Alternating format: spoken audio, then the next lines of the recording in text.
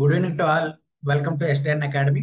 ఈ రోజు క్లాస్ లో భాగంగా మనం పీవైక్యూస్ వాటి ఇంపార్టెన్స్, అలాగే దాంతో పాటుగా 2025 పేపర్ లో వచ్చిన ఎస్పెషల్లీ పేపర్ 1 ఆల్రెడీ మనం డిస్కస్ చేసాం. పేపర్ 2 లో వచ్చిన పీవైక్యూస్ ని ఏ విధంగా అర్థం చేసుకోవాలి, ఏ విధంగా మనం బెటర్ గా ముందుకు వెళ్ళాలనే విషయం గురించి మాట్లాడదాం.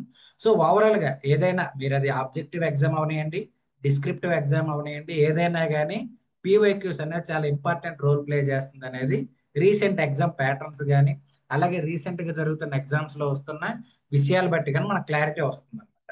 కాబట్టి ఇన్ని రోజులు పీవైక్యూస్ చదవాలంటే మస్ట్ అండ్ షుడ్ గా లాస్ట్ 10 ఇయర్స్ పీవైక్యూస్ ఏవైతే ఉన్నాయో వాటిని మనం చదవాలండి. సో లాస్ట్ 10 ఇయర్స్ అంటే రఫ్లీ 2015 నుంచి ఉంటుంది. కాకపోతే మనం ఒక 2 ఇయర్స్ ముందుకు వెళ్దాం. అంటే లైక్ 2013వ సంవత్సరం నుంచి మన పీవైక్యూస్ అనేది తెలుగు లిటరేచర్ కి సంబంధించి చదివారనుకోండి, ఆల్మోస్ట్ దీని నుంచే మీకు 95% రిపీట్ అవుతాయండి క్వశ్చన్స్. 95% అంటే మనం రాయాల్సిన 19, అక్కడ రిపీట్ అయ్యే క్వశ్చన్స్ ఏంటంటే దగ్గర దగ్గర 25+ క్వశ్చన్స్ పీవైక్యూస్ అంటే రిపీట్ అవుతున్నాయండి. 1 or 2 క్వశ్చన్స్ అనేవి పీవైక్యూస్ నుంచి రావట్లేదు. బట్ ఈ పీవైక్యూస్ మీద మీకు ఎప్పుడైతే అవగాహన ఉంటుందో వాటిని కూడా రాసేయచ్చు అనమాట. సో ఫ్యాక్ట్ గా చెప్పాలంటే ఇప్పటికి లాస్ట్ 5 ఇయర్స్ అంటే 2020 నుంచి మనం చూసుకుంటే ప్రతి ఇయర్ ఎక్స్పెక్ట్ చేస్తూ వెళ్ళొచ్చు అనమాట. ఎగ్జామ్ హాల్ కి రెడీమేడ్ ఆన్సర్ పెట్టుకొని మనం వెళ్ళొచ్చు. సో దానికి సంబంధించి రెడీమేడ్ ఆన్సర్ లేదంటే ఎగ్జాక్ట్ గా మంచి మార్కులు పొందే ఆన్సర్స్ ఏవైతే ఉన్నాయో అవి రావాలంటే మనము ఈ పీవైక్యూస్ అనేవి సాల్వ్ చేయాలి. సో దీని మీద ఖచ్చితంగా మీరు దృష్టి పెట్టండి. అయితే ఈ పీవైక్యూస్ లో భాగంగా ప్రధానంగా దృష్టి పెట్టాల్సినవి ఏంటి, అన్నీ పెట్టాలా లేదంటే మోస్ట్ ఇంపార్టెంట్ ఏ పెట్టాలనేది చూసుకుంటే పేపర్ 1 పార్ట్ ఏ అండి. పేపర్ 1 పార్ట్ ఏ అంటే లింగ్విస్టిక్స్. సో ఈ లింగ్విస్టిక్స్ భాషా శాస్త్రం ఏదైతే ఉందో ఈ భాషా శాస్త్రం నుంచి దాదాపు ఇక్కడ 100% రిపీట్ అవుతున్నాయండి. అంటే ఇక్కడ మనకి ఎన్ని క్వశ్చన్స్ వస్తాయి, మొత్తంగా ఎన్ని వస్తాయి చెప్తారా? 5, 3, 3, 3 మొత్తంగా 14 క్వశ్చన్స్ ఇక్కడ వస్తాయి. సో ఈ 14 క్వశ్చన్లు యాజ్ ఇట్ ఈజ్ గా పీవైక్యూస్ నుంచి రిపీట్ అయిపోతున్నాయండి. ఏదైతే ఇంతకు ముందు సంవత్సరం కానీ లాస్ట్ 10 ఇయర్స్ లో కానీ అడిగినవి ఏవైతే ఉన్నాయో యాజ్ ఇట్ ఈజ్ గా రిపీట్ అవుతున్నాయి. కాబట్టి పీవైక్యూస్ అనేది పేపర్ 1 పార్ట్ ఏకి అయితే మస్ట్ అండ్ షుడ్ గా చదవాలండి.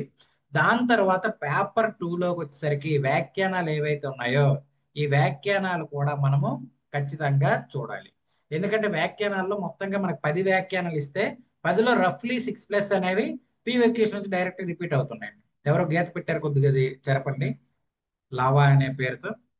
సో లావా అనే పేరుతో లాగిన్ అయిన వాళ్ళు గీత పెట్టారని ఒక చెరపండి అది. సో ఇది కాబట్టి మస్ట్ అండ్ షుడ్ గా పేపర్ 2లో ఉన్న వ్యాఖ్యానాలు, పేపర్ 1 పార్ట్ ఏలో ఉన్న లింగ్విస్టిక్స్, ఈ రెండు కూడా పీవైక్యూస్ చూడాలి.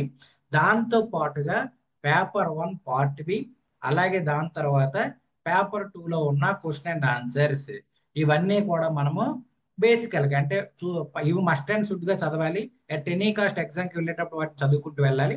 వీటి వరకు వచ్చేసరికి మనం ఏం చేస్తామంటే చదవడానికి ప్రయారిటీ, సెకండ్ ప్రయారిటీ ఇవ్వడం అనేది జరుగుతుంది అనమాట.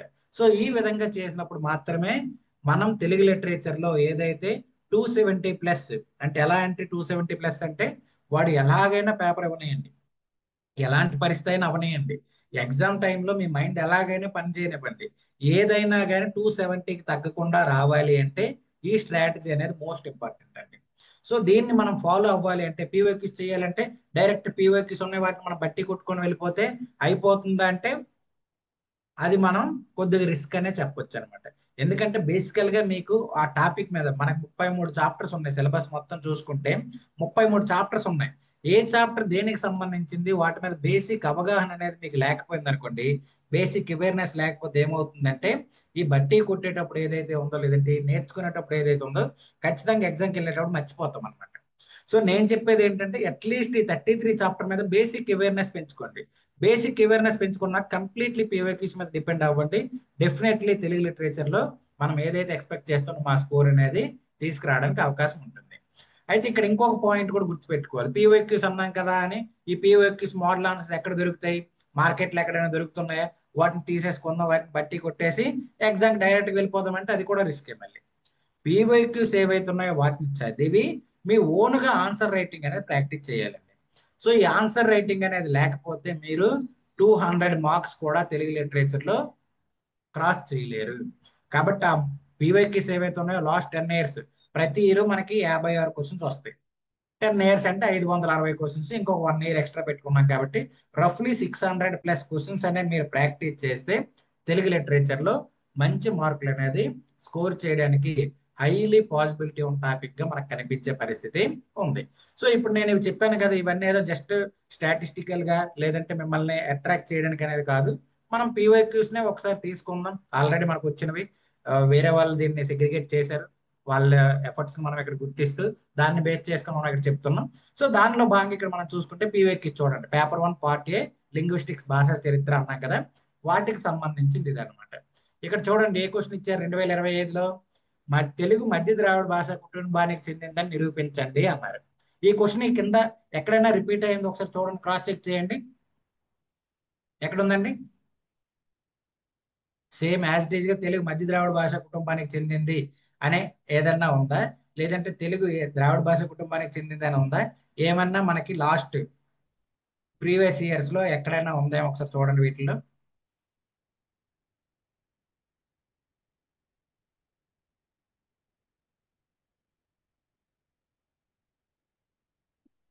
టెన్త్ క్వశ్చన్ ఉంది సార్. చూసారా? సో ఇక్కడ ఏమన్నాడు, తెలుగు ద్రావిడ భాషా కుటుంబానికి చెందిందని సోపోద్ఘంగా వివరించండి అన్నాడు.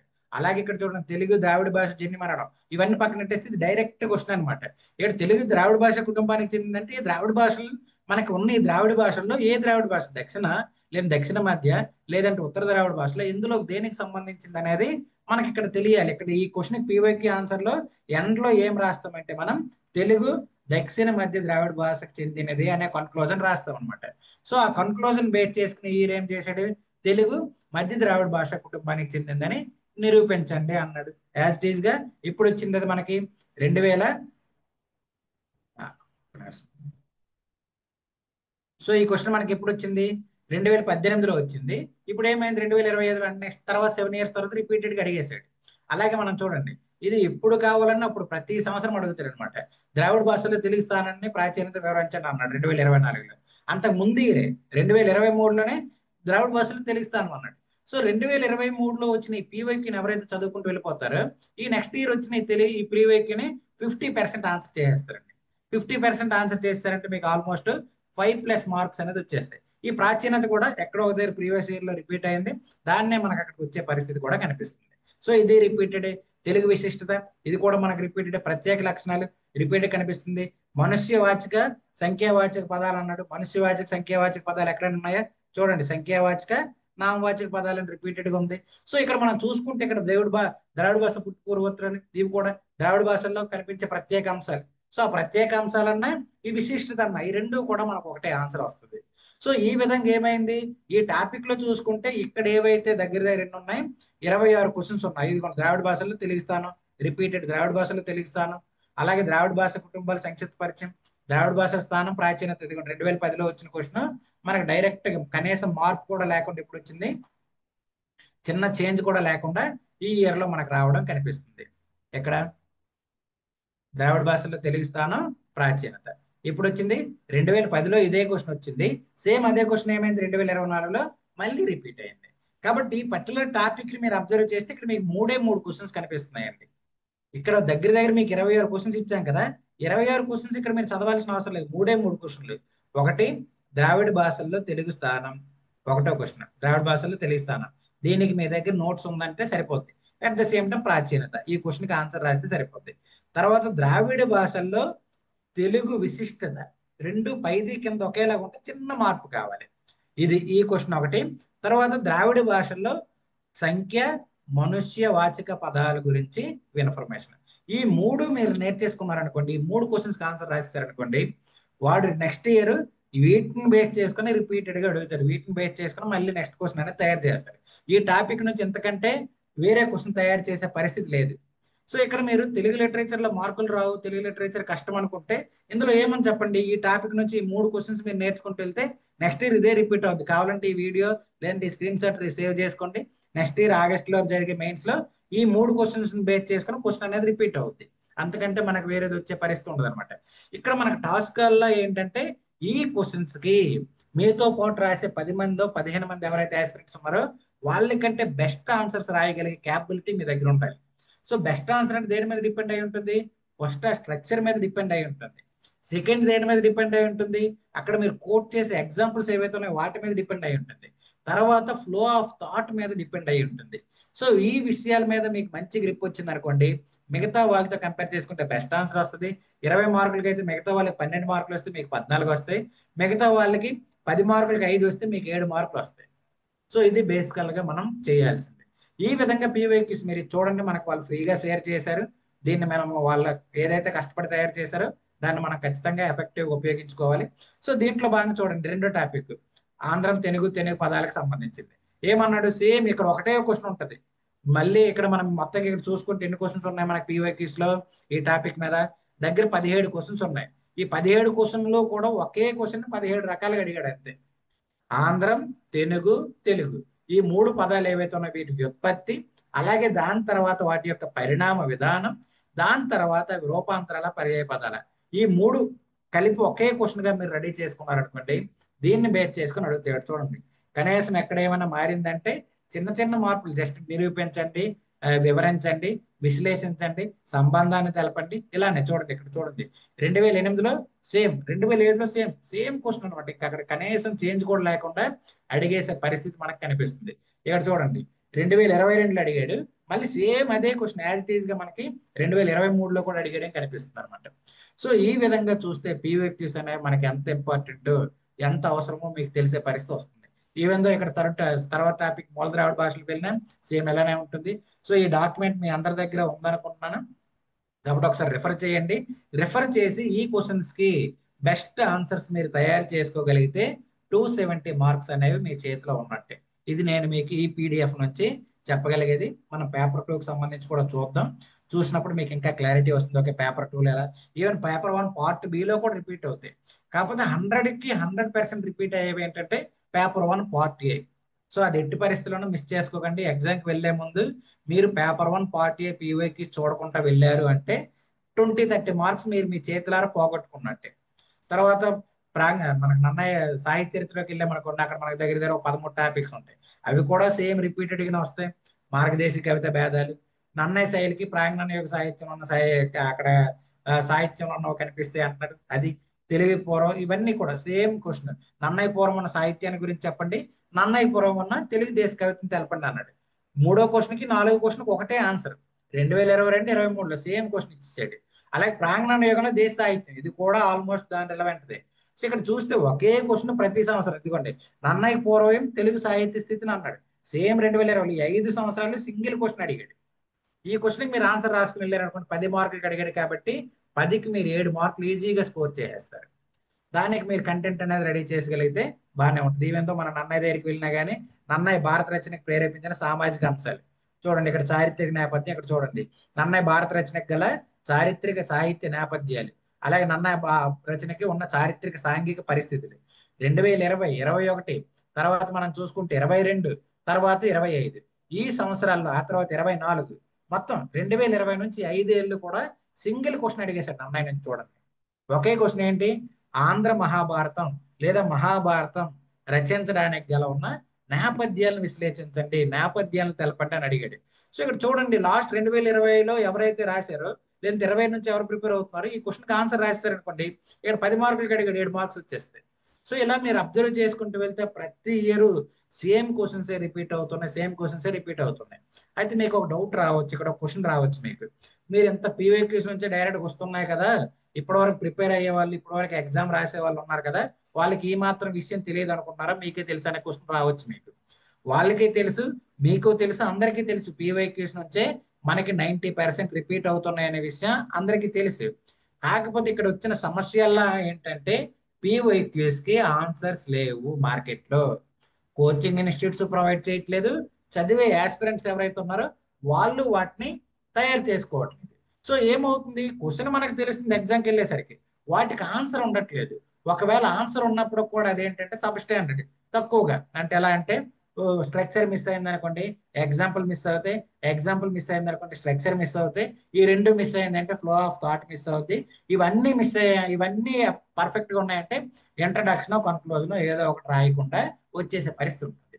సో ఇన్ని రకాలుగా మనం ఏదో ఒక విషయంలో లాగ్ అయి ఉన్నాం కాబట్టి ఆ 220 నుంచి 250 మధ్యలో స్కోర్ అనేది ఆగిపోతుంది. అది పెరగాలి అంటే పీవైక్యూస్ పర్ఫెక్ట్ గా ఎక్కడైతే దొరుకుతాయో వాటిని మీరు దృష్టిలో పెట్టుకొని చదవండి. ఈవెన్ తో మీరు మొత్తం ఏది చూసుకున్నా కానీ మీకు ఇది ఉంటుంది. ఒకసారి పీడిఎఫ్ కుదిరితే జిరాక్స్ తీసుకున్న అందరూ, లేదా ఈ జిరాక్స్ మార్కెట్ లో దొరికితే దాన్ని కొనుక్కొని పక్కన పెట్టుకోండి. ఇది బెటర్ గా తయారు చేశారు.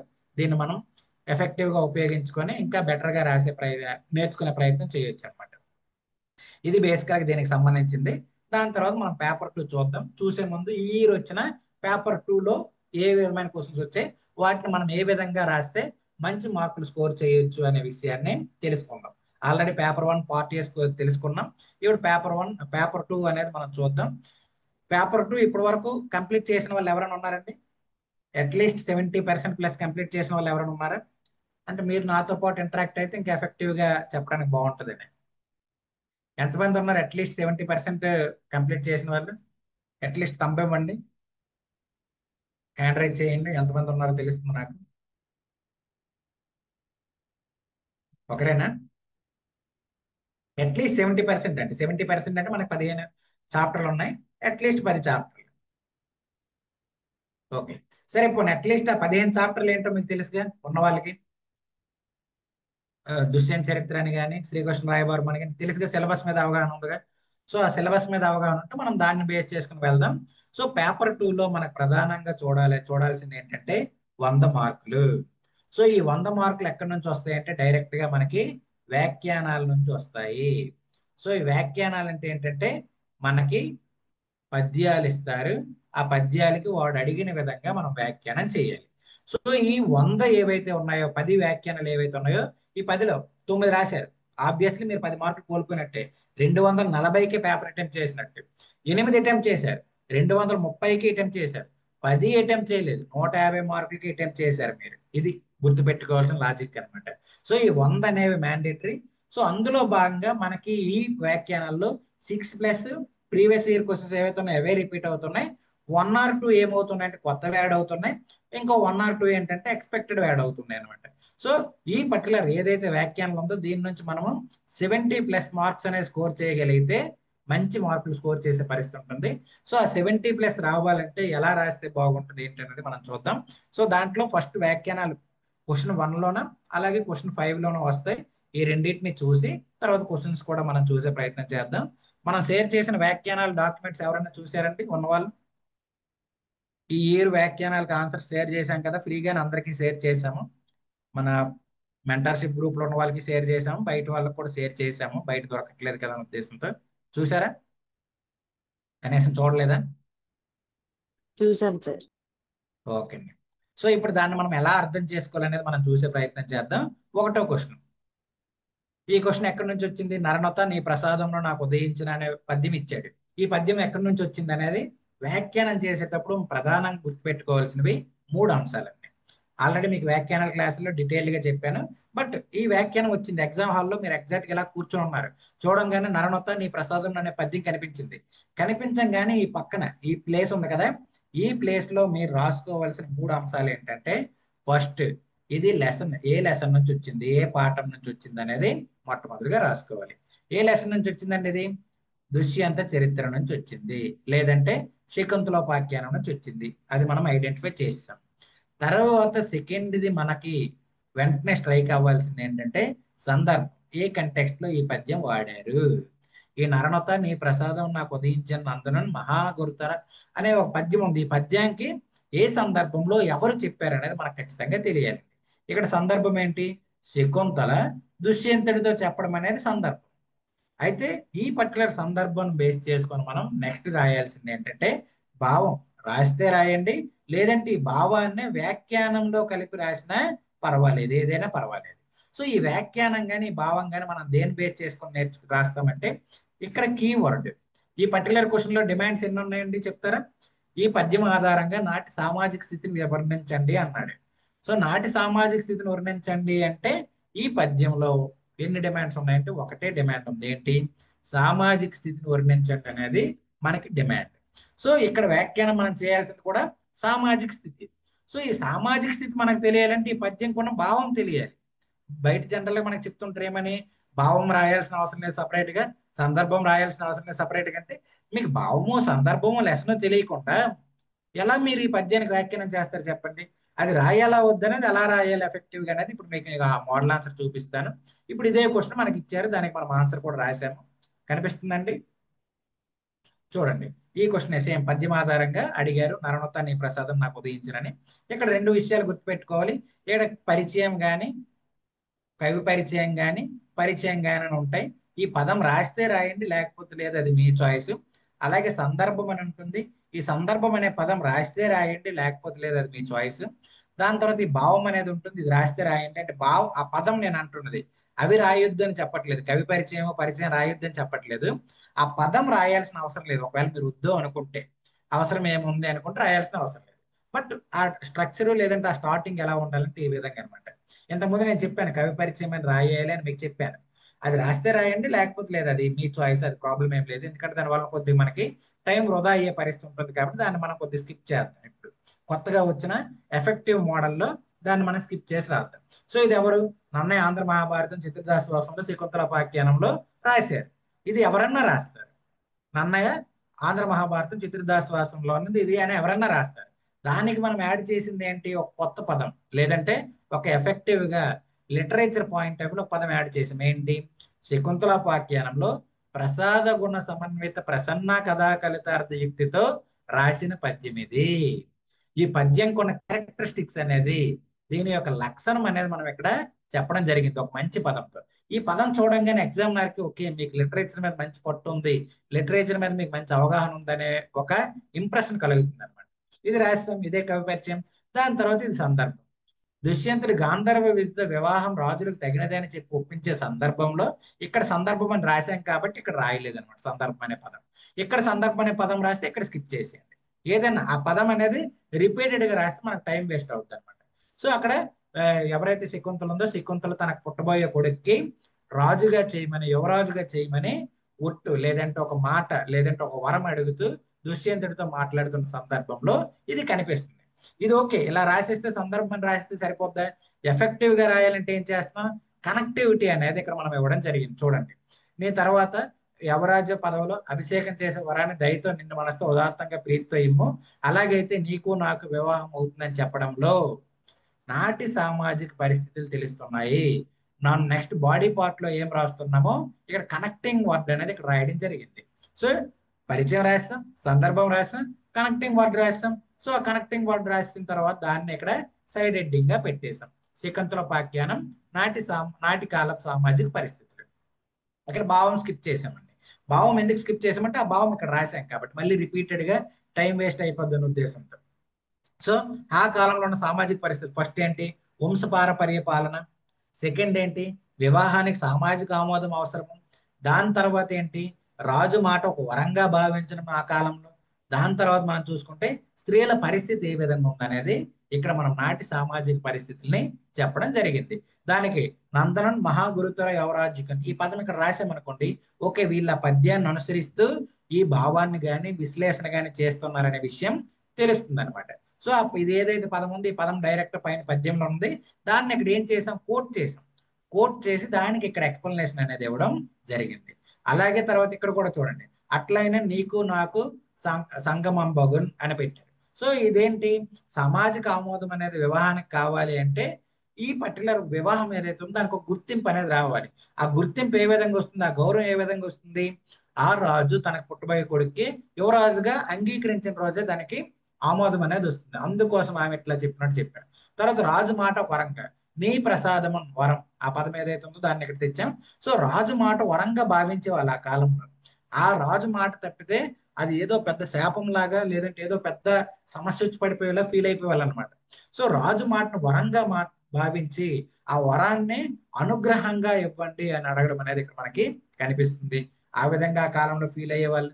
దాని తర్వాత స్త్రీల పరిస్థితి ఏ విధంగా ఉందో కూడా చెప్పాను. సో ఇక్కడ ఏంటి? స్త్రీలు వివాహ బంధాన్ని గుర్తింపు పొందాలంటే కుమారుల ద్వారా సంక్రమిస్తుందని భావించే వాళ్ళు. అలాగే స్త్రీకి సమాజంలో పుట్టిన బిడ్డల ద్వారా మాత్రమే గుర్తింపు వస్తుందని భావించేవాళ్ళు. దాని తర్వాత ఆనాటి సమాజంలో ఉన్న స్త్రీలు సౌముఖ్యంగా ఉండేవాళ్ళు, అలాగే కొంత చమత్కారంగా మాట్లాడేవాళ్ళు. అలాగే దాని తర్వాత వాళ్ళు రాజుతో అయినా కానీ ఎవరితో అయినా కానీ ధైర్యంగా మాట్లాడే పరిస్థితి నాటి స్త్రీలలో ఉండేదనే విషయాన్ని మనం ఇక్కడ చెప్పాం. ఫైనల్ కన్క్లూజింగ్ వర్డ్గా ఈ పద్యంలో ప్రతి పద్యం ఒక చిన్న వాక్యంలో నాటి సామాజిక ఆచారాలు, విలువలు, అధికార వ్యవస్థ, శ్రేల స్థానం వంటి వాటిని గంభీరంగా సూక్ష్మంగా వివరిస్తున్నాయి అన్నట్టు కన్క్లూజన్ రాస్తాం. సో ఇది మీరు యాజ్ ఇట్ ఈస్ గా రాశారనుకోండి 7+ మార్క్స్ అనేది పక్కా వస్తుంది అని మేము చెప్పగలుగుతాం అనమాట. ఎందుకంటే ఇక్కడ ఏదైతే అడిగాడో అది యాజ్ ఇట్ ఈస్ గా వర్డ్ లిమిట్ కూడా మిస్ అవ్వకుండా ఇది మీరు ఇదే రాశారనుకోండి 2 పేజెస్ 2.5 పేజెస్ వస్తుంది, 2 పేజెస్ మినిమం వస్తుంది. ఇది యాజ్ ఇట్ ఈస్ గా ఎలా మీరు రాశారనుకోండి 7+ మార్క్స్ అనేది పక్కా వచ్చే పరిస్థితి ఉంటుంది. అయితే ఈ నరనొత్త నీ ప్రసాదం నాకు ఉదయించిన అనే పద్యం అన్నాం కదా, ఇది పిఓక్యూ అని మీకు చెప్పాను. పిఓక్యూ ఎక్కడ ఉందో ఒకసారి చూడండి. ఇది మనకి ఏ ఇయర్ లో ఎప్పుడైనా రిపీట్ అయిందా ఇది? ఈ క్వశ్చన్ మనకి పిఓక్యూ నుండి వచ్చిందని మీకు చెప్పాను. ఎప్పుడు వచ్చింది? నరనొత్త నీ ప్రసాదం నాకు ఉదయించిన కనిపిస్తుందా? ఎప్పుడు వచ్చింది? 2019 ఈ పద్యం అడిగాడు. అప్పుడేంటి? మహాకవి ప్రసిద్ధ గుణాలు అడిగాడు. అంటే ప్రసిద్ధ గుణాలు ఏంటి? కవితా గుణాలు, నన్నయ్యకి సంబంధించిన కవితా గుణాలు అడిగాడు. ఏవైతే 3 కవితా గుణాలు కవితా ప్రక్రియలు ఉన్నాయో వాటిని మనం రాస్తాం. సో అందులో భాగంగా ఇక్కడ మనం చూడండి ఇదే క్వశ్చన్ అనేది ఇప్పుడు కూడా రిపీట్ చేశాడు. అంటే 2019 పేపర్ ఎవరైతే చదివారో వాళ్ళకి ఈ పద్యం అనేది తెలియకుండా ఉండే పరిస్థితి ఉందో చెప్పండి 2025లో? ఆబ్వియస్లీ లేదు. ఎందుకంటే ఈ పద్యం ఏంటో తెలుసు, దాని భావం ఏంటో తెలుసు, సందర్భం ఏంటో తెలుసు. సామాజిక స్థితి చెప్పలేరా చెప్పండి? ఈజీగా చెప్పొచ్చు. ఎవరన్నా చెప్తారు. దాన్ని ఎఫెక్టివ్ గా చెప్తే 7 మార్క్స్ ప్లస్ అనేది స్కోర్ చేయడానికి హై పాసిబిలిటీస్ అనేవి ఉన్నాయన్నమాట. అర్థమైందండి? ఈ విధంగా పిఓక్యూస్ అనేవి మనకి హెల్ప్ అయ్యే పరిస్థితి ఉంటుంది. దాని తర్వాత మనం సెకండ్ క్వశ్చన్ చూద్దాం. ఈ సెకండ్ క్వశ్చన్ ఎందులో నుండి వచ్చిందని చెప్తారా ఎవరైనా? మనమును పక్షపాత గతి అనే పద్యం ఎందులోది? కృష్ణరాయ. డైరెక్ట్ మీకు తెలిసిపోతుంది. వాడు మిమ్మల్ని కన్ఫ్యూజ్ చేసే పరిస్థితి కూడా లేదు, మిమ్మల్ని ఇబ్బంది పెట్టే పరిస్థితి కూడా లేదు. ఏమన్నాడు? ధర్మరాజు అనే పదం వాడేశాడు. ధర్మరాజు మన సిలబస్ మొత్తంలో ఎక్కడ కనిపిస్తాడండి? తిక్కన యుగంలో కనిపిస్తాడు. తిక్కన యుగం లేదంటే నన్న యుగంలో కనిపిస్తాడు. ఈ రెండు ఎక్కడ ఉన్నాయి? పేపర్ 1 పార్ట్ బిలో ఉన్నాయి. సో ఆబ్వియస్లీ ఇది కాదు. మన సిలబస్ లో ఎక్కడ కనిపిస్తాడు ధర్మరాజు? డైరెక్ట్ గా పేరుతో పాటు క్యారెక్టరిస్టిక్ తో పాటు కనిపించింది ఎక్కడ? శ్రీకృష్ణ రాయబారం. ఇది ఐడెంటిఫై చేయడం కష్టమా చెప్పండి? ఈజీగా ఐడెంటిఫై చేస్తారు.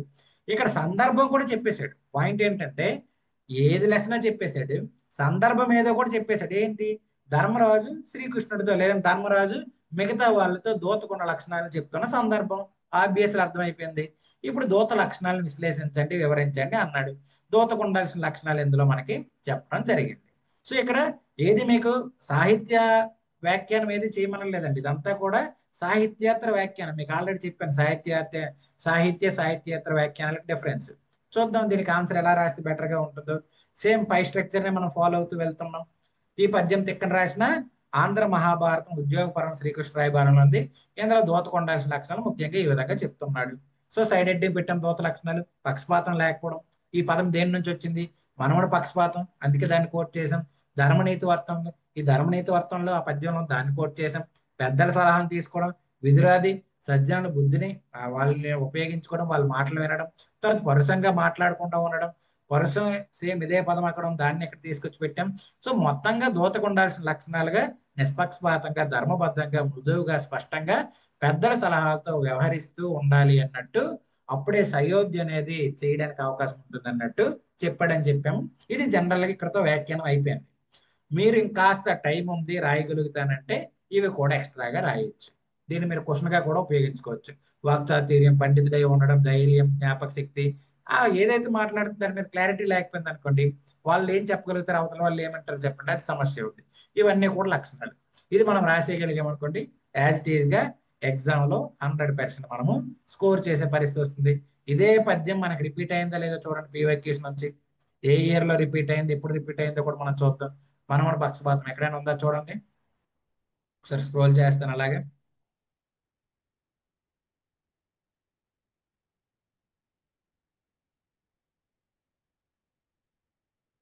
వచ్చిందండి మనముడు పక్షపాతం అనేది ఏదైనా?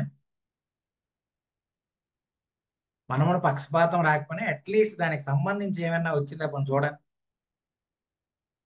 రీసెంట్ గానే ఆ క్వశ్చన్ అడిగాడు అనమాట. ఆ క్వశ్చన్ నే ఇది మనకి మార్చాడు. ఎప్పుడు వచ్చింది చూసారు? 2007లో వచ్చింది. మనమును పక్షపాత గతిని పద్యానికి సైద్ధాంతిక దృక్పథంతో విమర్శ లేదంటే విశ్లేషణ చేయండి అన్నాడు. మనమును పక్షపాతం అనే పద్యం. సో ఇది రిపీటెడ్ పద్యం. సో దీన్ని తీసుకొచ్చి ఇంకొకటి కూడా రీసెంట్ గా రిపీట్ అయిన క్వశ్చన్ ని ఇక్కడ వ్యాఖ్యానంగా అడిగాడు అనమాట. ఆ వ్యాఖ్యానం ఏదో కూడా మీకు చెప్తాను చూడండి, ఇంకా క్లారిటీగా వస్తుంది. ఇందులో చూడండి రాయబారికి ఉండాల్సిన లక్షణాలు అనేది ఏమైనా ఉందా చూడండి. ఇక్కడ ఎక్కడైనా రాజరవారికి ఉండాల్సిన లక్షణాలు.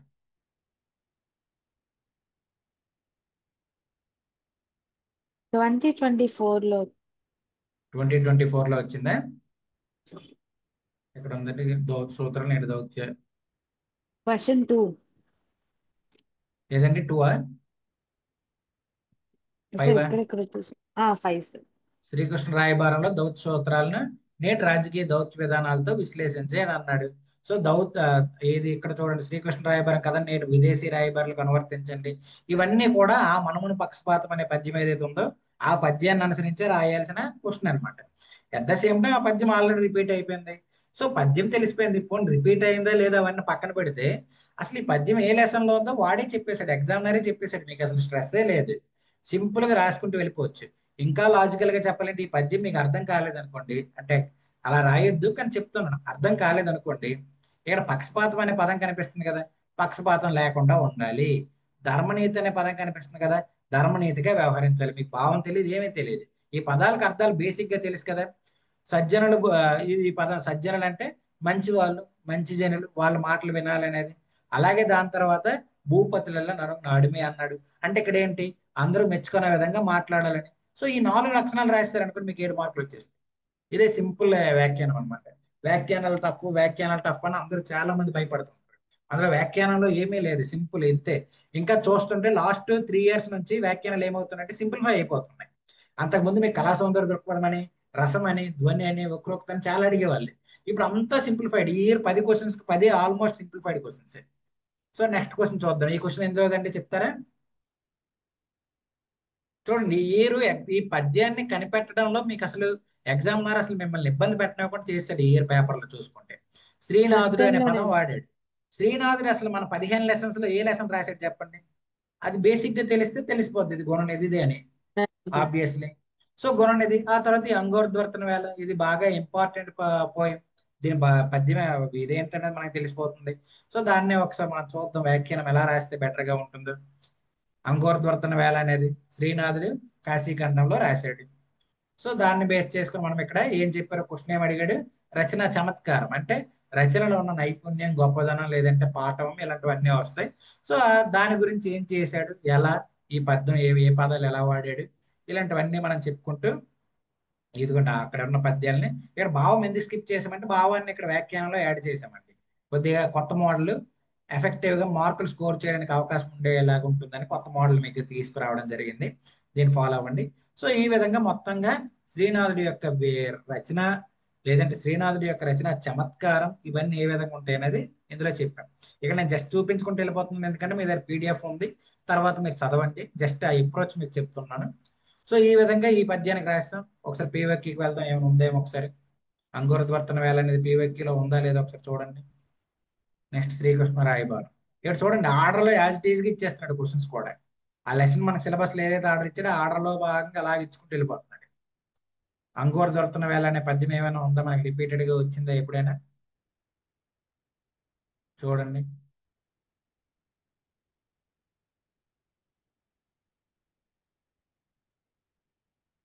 ఎక్కడైనా కనిపిస్తుందా ఈ పద్యం?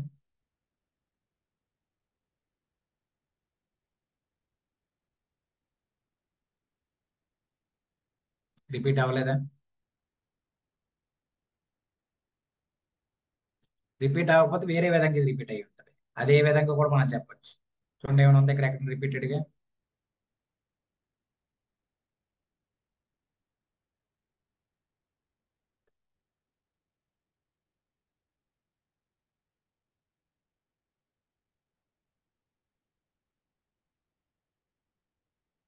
సో ఈ పద్యం రిపీట్ అయిందా లేదండి? అవ్వలేదు కదా. సో ఇది రిపీట్ అవ్వలేదంటే దీన్ని మనకి ఎలా అంటే వేరేగా, అంటే సంభాషణ కౌశలం ఈ పదంగా కానీ, లేదనుకుంటే అంత ముందుకు మనం వెళ్ళామనుకోండి, వాళ్ళిద్దరి మధ్యన డిస్కషన్ బేస్ చేసుకుని ఇలా వస్తాయి. సో ఇవన్నీ కాకపోయి అంగోర్ధ్వర్తన వేళ అనే పద్యం ఏదైతే ఉందో ఇది డైరెక్ట్ ఎగ్జామ్ లో డైరెక్ట్ గా అడిగే క్వశ్చన్. అదే ఎగ్జామ్ అంటే మన సిలబస్ లో డైరెక్ట్ గా, అంటే ఏ లెసన్ విన్నా కానీ, ఏ బుక్ చదివినా కానీ, ఏ పేపర్ చదివినా కానీ, ఈవెన్ మన మెటీరియల్ చదివినా కానీ ఇది డైరెక్ట్ గా మీకు కనిపిస్తుంది, రాయొచ్చు. దాని తర్వాత నెక్స్ట్ వచ్చేసరికి తుడిచిన బాకు మన్మధుని దుర్జన అన్నాడు. సో ఇందులో ఏం చేశాడు, రసాభ్యుక్తిని విశ్లేషించండి అన్నాడు. ఈ పద్యం కొద్దిగా కనిపెట్టడానికి కష్టం, కాకపోతే మీకు ఆ పదాలు రిపీటెడ్ గా అర్థం చేసుకుంటే తెలిసిపోద్ది. ఇది సుగాత్రి సాలిని కథ నుంచి వచ్చింది ఈ పద్యం, తెలుస్తుంది మనకి. ఇక్కడ ఏమన్నాడు, రసాభివ్యక్తి అన్నాడు, అంటే రసం గురించి ఇక్కడ చెప్పమన్నాడు అనమాట. ఇది సాహిత్య అనువాదంలో, లేదు సారీ, సాహిత్య వ్యాఖ్యానంలో భాగంగా కనిపిస్తుంది. సో ఈ పద్యం అనేది మనకి రిపీటెడ్ గా వచ్చిందా లేదా చూద్దాం, అలాగే దాని తర్వాత దీన్ని ఎఫెక్టివ్ గా రాయడం ఎలాగనేది కూడా ఒకసారి చూద్దాం. సో ఇక్కడ చూడండి, ఈ కళాపూర్ణోదయం ఏదైతే ఉందో దానికి సంబంధించిన విషయాలన్నీ ఇచ్చాము. దీంట్లో ఈ రసం అనేది, ఇందులో ఏ రసం ఉంది, ఓవరాల్ ఏ విధంగా, ఇందులో మనకి శృంగార రసం అనేది ప్రధానంగా కనిపిస్తుంది. ఈ ప్రశ్న అంతా కూడా, ఇదంతా కూడా శృంగార బేస్డ్ గా, ఆ శృంగార వర్ణనలు బేస్ చేసుకున్నది వెళ్ళడం అనేది కనిపిస్తుంది. కాబట్టి దాన్ని మనం విశ్లేషిస్తూ ఆ పదాలను బేస్ చేసుకుంటూ ఎక్స్ప్లెయిన్ చేసుకుంటూ వెళ్ళడం జరిగింది. సో ఈ పద్యం అనేది రిపీటెడ్ గా వచ్చిందా లేదంటే కొత్తగా వచ్చిందా కూడా చూద్దాం. చెప్పాను కదా, ఒక 4 క్వశ్చన్స్ అనేవి కొత్తగా రావడానికి అవకాశం ఉన్న పద్యాలుగా మనకు కనిపించే పరిస్థితి ఉంటుంది. సో దీంట్లో ఇది ఓవరాల్ గా ఇప్పుడున్న మొత్తం ఇయర్స్ లో ఏమైనా రిపీట్ అయిందో చూడండి, తుడిచిన బాక్ అనేది. ఒకసారి మీరు మళ్ళీ క్రాస్ చెక్ చేసుకోండి, రిపీట్ అయిందో లేదని. 90% రిపీట్ అయ్యాయి. ఏదైనా ఒకటి రెండు మిస్ అయితే చెప్పాను, ఒక 2-3 క్వశ్చన్స్ అనేవి మిస్ అవుతాయి. ఓకే. సో ఈ తర్వాత చూడండి, సో ఈ విధంగా ఈ క్వశ్చన్కి ఆన్సర్ రాసుకుంటే మనకు సరిపోద్ది రసం ఏంటనేది. దాని తర్వాత మనం చూసుకుంటే అలంకారం. ఇదే కృష్ణ కనక విలాసంబులు గబ్బి కుసుమలు, ఇవి అంతా మనం చదివామనుకోండి, ఇది మొల్ల రామాయణంలో అనే విషయం మనకు క్లియర్ గా తెలిసిపోయే పరిస్థితి ఉంటుంది. ఏమన్నాడు, అలంకారం అన్నాడు. సో ఈ డి క్వశ్చన్, ఈ క్వశ్చన్ ఏం చేశాడు, సాహిత్య వ్యాఖ్యానం చేయమని అడగడం మనకు కనిపిస్తుంది. సో సాహిత్య వ్యాఖ్యానం ఇందులో ఏ అలంకారాలు ఉన్నాయి, సో ఇక్కడ మొత్తం చూసుకుంటే కంపారిజన్ తో వెళ్ళడం అనేది మనకు కనిపిస్తుంది. సో ఆ కంపారిజన్ లో భాగంగా ఏమేమి ఉన్నాయి అనేది మనం చూసుకుంటే, ఇక్కడ ఏం చేశారు, కనక విలాస కుంభములు అన్నాడు, భవనాలపై ఉన్న బంగారు కలశాలు గబ్బి కుచులంబలీలన్ సౌందర్యవతులు రొమ్ముల మాదిరిగా కనిపిస్తున్నాయి. ఇక్కడ ఈ కలశాలు ఏవైతే ఉన్నాయో వీటిని స్త్రీ రొమ్ములతో పోల్చడం అనేది కనిపిస్తుంది. సో పోలికి చెప్తే ఏమవుతుంది, ఉపమాలంకారం. అలాగే చిత్రకేతనం, రంగురంగుల జెండాలు ఎలా ఉన్నాయి, పైటి కొంగుల విధంపున చీర కొంగుల మాదిరిగా ఉన్నాయి, కంపారిజన్, ఉపమాలంకారం. సో ఈ కంపారిజన్ అనేది, ఉపమానం అనేక ఉపమేయాలకు వర్తించేటప్పుడు ఏమవుతుంది, అది మారాలోపాలంకారం అవుతుంది, అది రాస్తాం. అతిశయోక్తి, ఇక్కడ ఏంటంటే అసలు కంపారిజన్ కాని వాటిని కంపేర్ చేస్తూ ఏదో ఊహాత్మకంగా అతిశయోక్తిగా చెప్పడం అనేది మనకి ఇక్కడ కనిపిస్తుంది. సో అతిశయోక్తి అలంకారం. ఈ 3 అలంకారాలు మీరు గుర్తించి దాన్ని యాజ్ ఇట్ ఈస్ గా రాశారనుకోండి, 7 మార్క్స్ అనేది 7+ మార్క్స్ అనేవి వచ్చేస్తాయి అనమాట. ఇది మనకు ఓవరాల్ గా తీసుకుంటే పేపర్ 1 పార్ట్ ఏలో, సారీ పేపర్ 2 పార్ట్ ఏలో సెక్షన్ ఏలో 5 వ్యాఖ్యానాలకు సంబంధించింది. దీంట్లో ఫస్ట్ 3 వ్యాఖ్యానాలు డైరెక్ట్ మనకు తెలిసినవే. తర్వాత డిఈ వచ్చేసరికి కొద్దిగా ఏంటంటే సాహిత్య విశ్లేషణ, అంటే రసము అలంకారం గురించి కొంత అవగాహన ఉన్నప్పుడు ఆన్సర్ చేయడానికి అవకాశం ఉంటుంది. అలాగే నీవేం పెద్ద టఫ్ అనేం కాదు, మీరు ఒకసారి మల్టిపుల్ రిపీటెడ్ గా చదివితే వీటిని కూడా ఆన్సర్ చేసేస్తారు. సో ఇక్కడ మనం 3 పీవైక్యూషన్ బేస్ చేసుకుని డైరెక్ట్ గా ఆన్సర్ చేస్తాం. తర్వాత మిగతా కూడా ఒకసారి చూద్దాం. పేపర్ 2 పార్ట్ బిలో ఏవైతే ఉన్నాయో, సెక్షన్ బిలో ఏవైతే ఉన్నాయో వాటిని మనం పీవైక్యూస్ నుండి చాలా తక్కువగా ఎక్స్పెక్ట్ చేయొచ్చండి. ఎందుకంటే ఇక్కడ ఏంటంటే మొత్తం ఫస్ట్ పేజ్ నుంచి లాస్ట్ పేజ్ వరకు ఒకటే కవిత లేదంటే ఒకటే కాన్సెప్ట్ అనేది ఉంటుంది. ఇక్కడ ఏంటి, మనం ఫర్ ఎగ్జాంపుల్ తీసుకుంటే కృష్ణపక్షం ఏమొస్తుంది అనేది ఎవరిమో చెప్పలేం, పీవైక్యూస్ చాలా రేర్ గా రిపీట్ అవుతాయి. మహాప్రశ్న ఏమొస్తుందో చెప్పలేం, రిపీటెడ్ అనేది చాలా రేర్ గా ఉంటుంది. అలాగే దాని తర్వాత మనం చూసుకుంటే ఏదైతే మన కర్పూర వసంతరాయలు ఉందో, కర్పూర వసంతరాయల పరిస్థితి కూడా సేమ్. ఈ 3 లెసన్స్ నుండి మనం ఎక్స్పెక్ట్ చేయలేమండి ఏమొస్తుంది అనేది. కాకపోతే గబ్బిలం నుంచి మనం ఎక్స్పెక్ట్ చేసి వచ్చి రిపీట్ అయిపోతుంది, డైరెక్ట్ గా రిపీట్ అయిపోయి వచ్చేస్తుంది అనమాట. సో ఈ విధంగా ఇందులో భాగంగా మనకు ఫస్ట్ క్వశ్చన్ ఏమి ఇచ్చారు, ఈ కవితలోని కవి ఆంతర్యమును విశ్లేషించండి అన్నాడు. ఈ పద్యం చూడండి, అంటే మీరు ఆల్రెడీ చదవలేదు కాబట్టి మీకు కొద్దిగా టఫ్ అనిపించవచ్చు. సో చదివిన వాళ్ళకి ఈ పద్యం ఈజీ గుర్తించవచ్చు. ఎవరైనా చదివిన వాళ్ళు గుర్తించండి, ఏ లెసన్ లోదో ఆల్రెడీ మీకు చెప్తాను, బట్ ట్రిక్ చెప్పాలి, మీరు గుర్తించడం సరిపోదు, ట్రిక్ చెప్పాలి. ఇది ఎందులోదండి,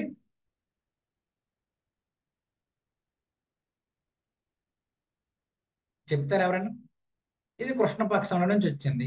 దేన్ని బేస్ చేసుకుని అనేది కృష్ణపక్షంలో అని చెప్పాము, అవిరల స్వేచ్ఛ. ఈ స్వేచ్ఛ స్వేచ్ఛ అనే పదం మాక్సిమం మీకు కనిపించింది, ఇలాంటి భావ కవిత్వాన్ని విశ్లేషించేలాగా ఉంది అంటారు ఆబ్వియస్లీ కృష్ణ శాస్త్రి కృష్ణపక్షంలో ఉంది. సో దీంట్లో ఏమన్నాడు, కవి ఆంతర్యం, ఈ పద్యం ద్వారా కవి ఏం చెప్పాలనుకుంటున్నాడు అనేది మనం రాస్తే సరిపోతుంది. సో దానికే మనం చూడండి, మనం రాసిన ఆన్సర్ చూద్దాం. సో ఇక్కడ మనం చూసుకుంటే కవి ఆంతర్యం అసలు ఇక్కడ కవి ఏం కోరుకోవాలనుకున్నాడు, కవి ఏం చెప్పాలనుకుంటున్నాడు. ఓవరాల్ గా ఈ కవిత ఎక్కడి నుంచి అంటే కవి కుమార్ అనే కవిత కంటికి ఉంటుంది, దాంట్లో నుంచి ఇక్కడ రావడం జరిగింది. సో ఓవరాల్ గా ఈ పర్టికులర్ వాక్యాల్లో, ఈ వాక్యాల్లో లేదా ఈ మాటల్లో కవి కోరుకుంటుంది ఏంటంటే స్వాతంత్రం కోరుకుంటున్నాడు. ఆ స్వాతంత్రం ఎలాంటిదంటే అడ్డులేని స్వాతంత్రం, అదుపులేని స్వాతంత్రాన్ని కోరుకుంటున్నాడు. అంటే ఎవరు మనల్ని రూల్ చేయకూడదు. అసలు బేసికల్ గా స్వాతంత్రం అంటే ఏంటి, లేదంటే ఫ్రీడమ్ అంటే ఏంటి, ఎక్స్టర్నల్ కన్స్ట్రెంట్స్ ఏవైతే ఉన్నాయో మన మీద ఇంప్లిమెంట్ అవ్వకూడదు.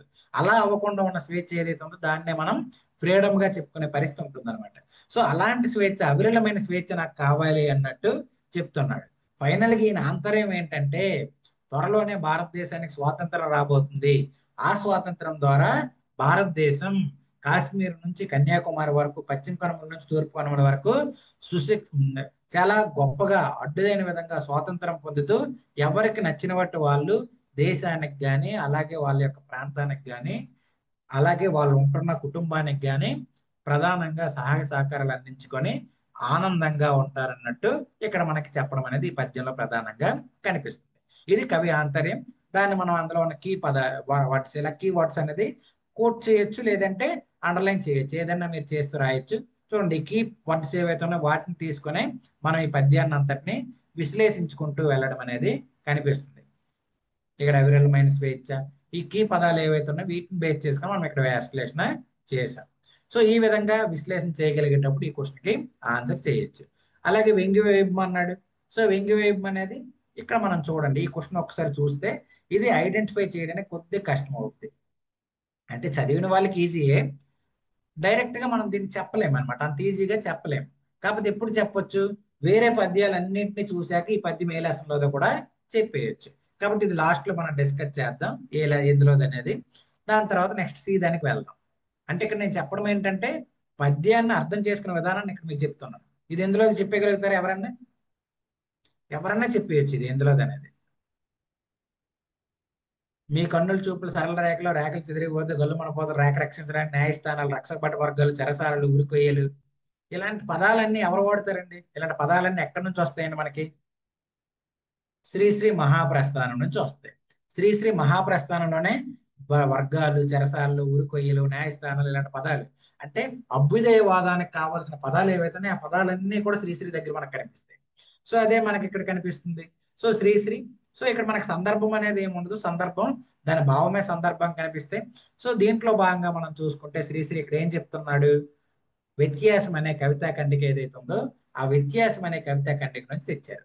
ఇక్కడ చూడండి, ఎఫెక్టివ్ గా రాయడంలో ఈ ఫస్ట్ పేరాలో మీకు ఆ ఎఫెక్టివ్నెస్ అర్థమవుతుంది. కళ్ళు కనిపించేది బాహ్య ప్రపంచం మాత్రమే, కానీ శ్రీశ్రీ కలం కాలాన్ని దాటి అంతరంగాలను అన్వేషించే బాహ్య అంతర వ్యత్యాసాలను కూడా చెప్పగలదు. ఇలాంటి పదాలు ఇంట్రడక్టరీ వర్డ్స్ గా మనకు పడ్డాయనుకోండి, ఇక్కడే ఎగ్జామినర్ ఇంప్రెస్ అయిపోవడానికి చాలా అవకాశాలు ఉంటాయి. ఆ కోవలో శ్రీశ్రీ రాసిన మహాప్రస్థానం వ్యత్యాసం కవితా ఖండికలోని ఈ మాటలు.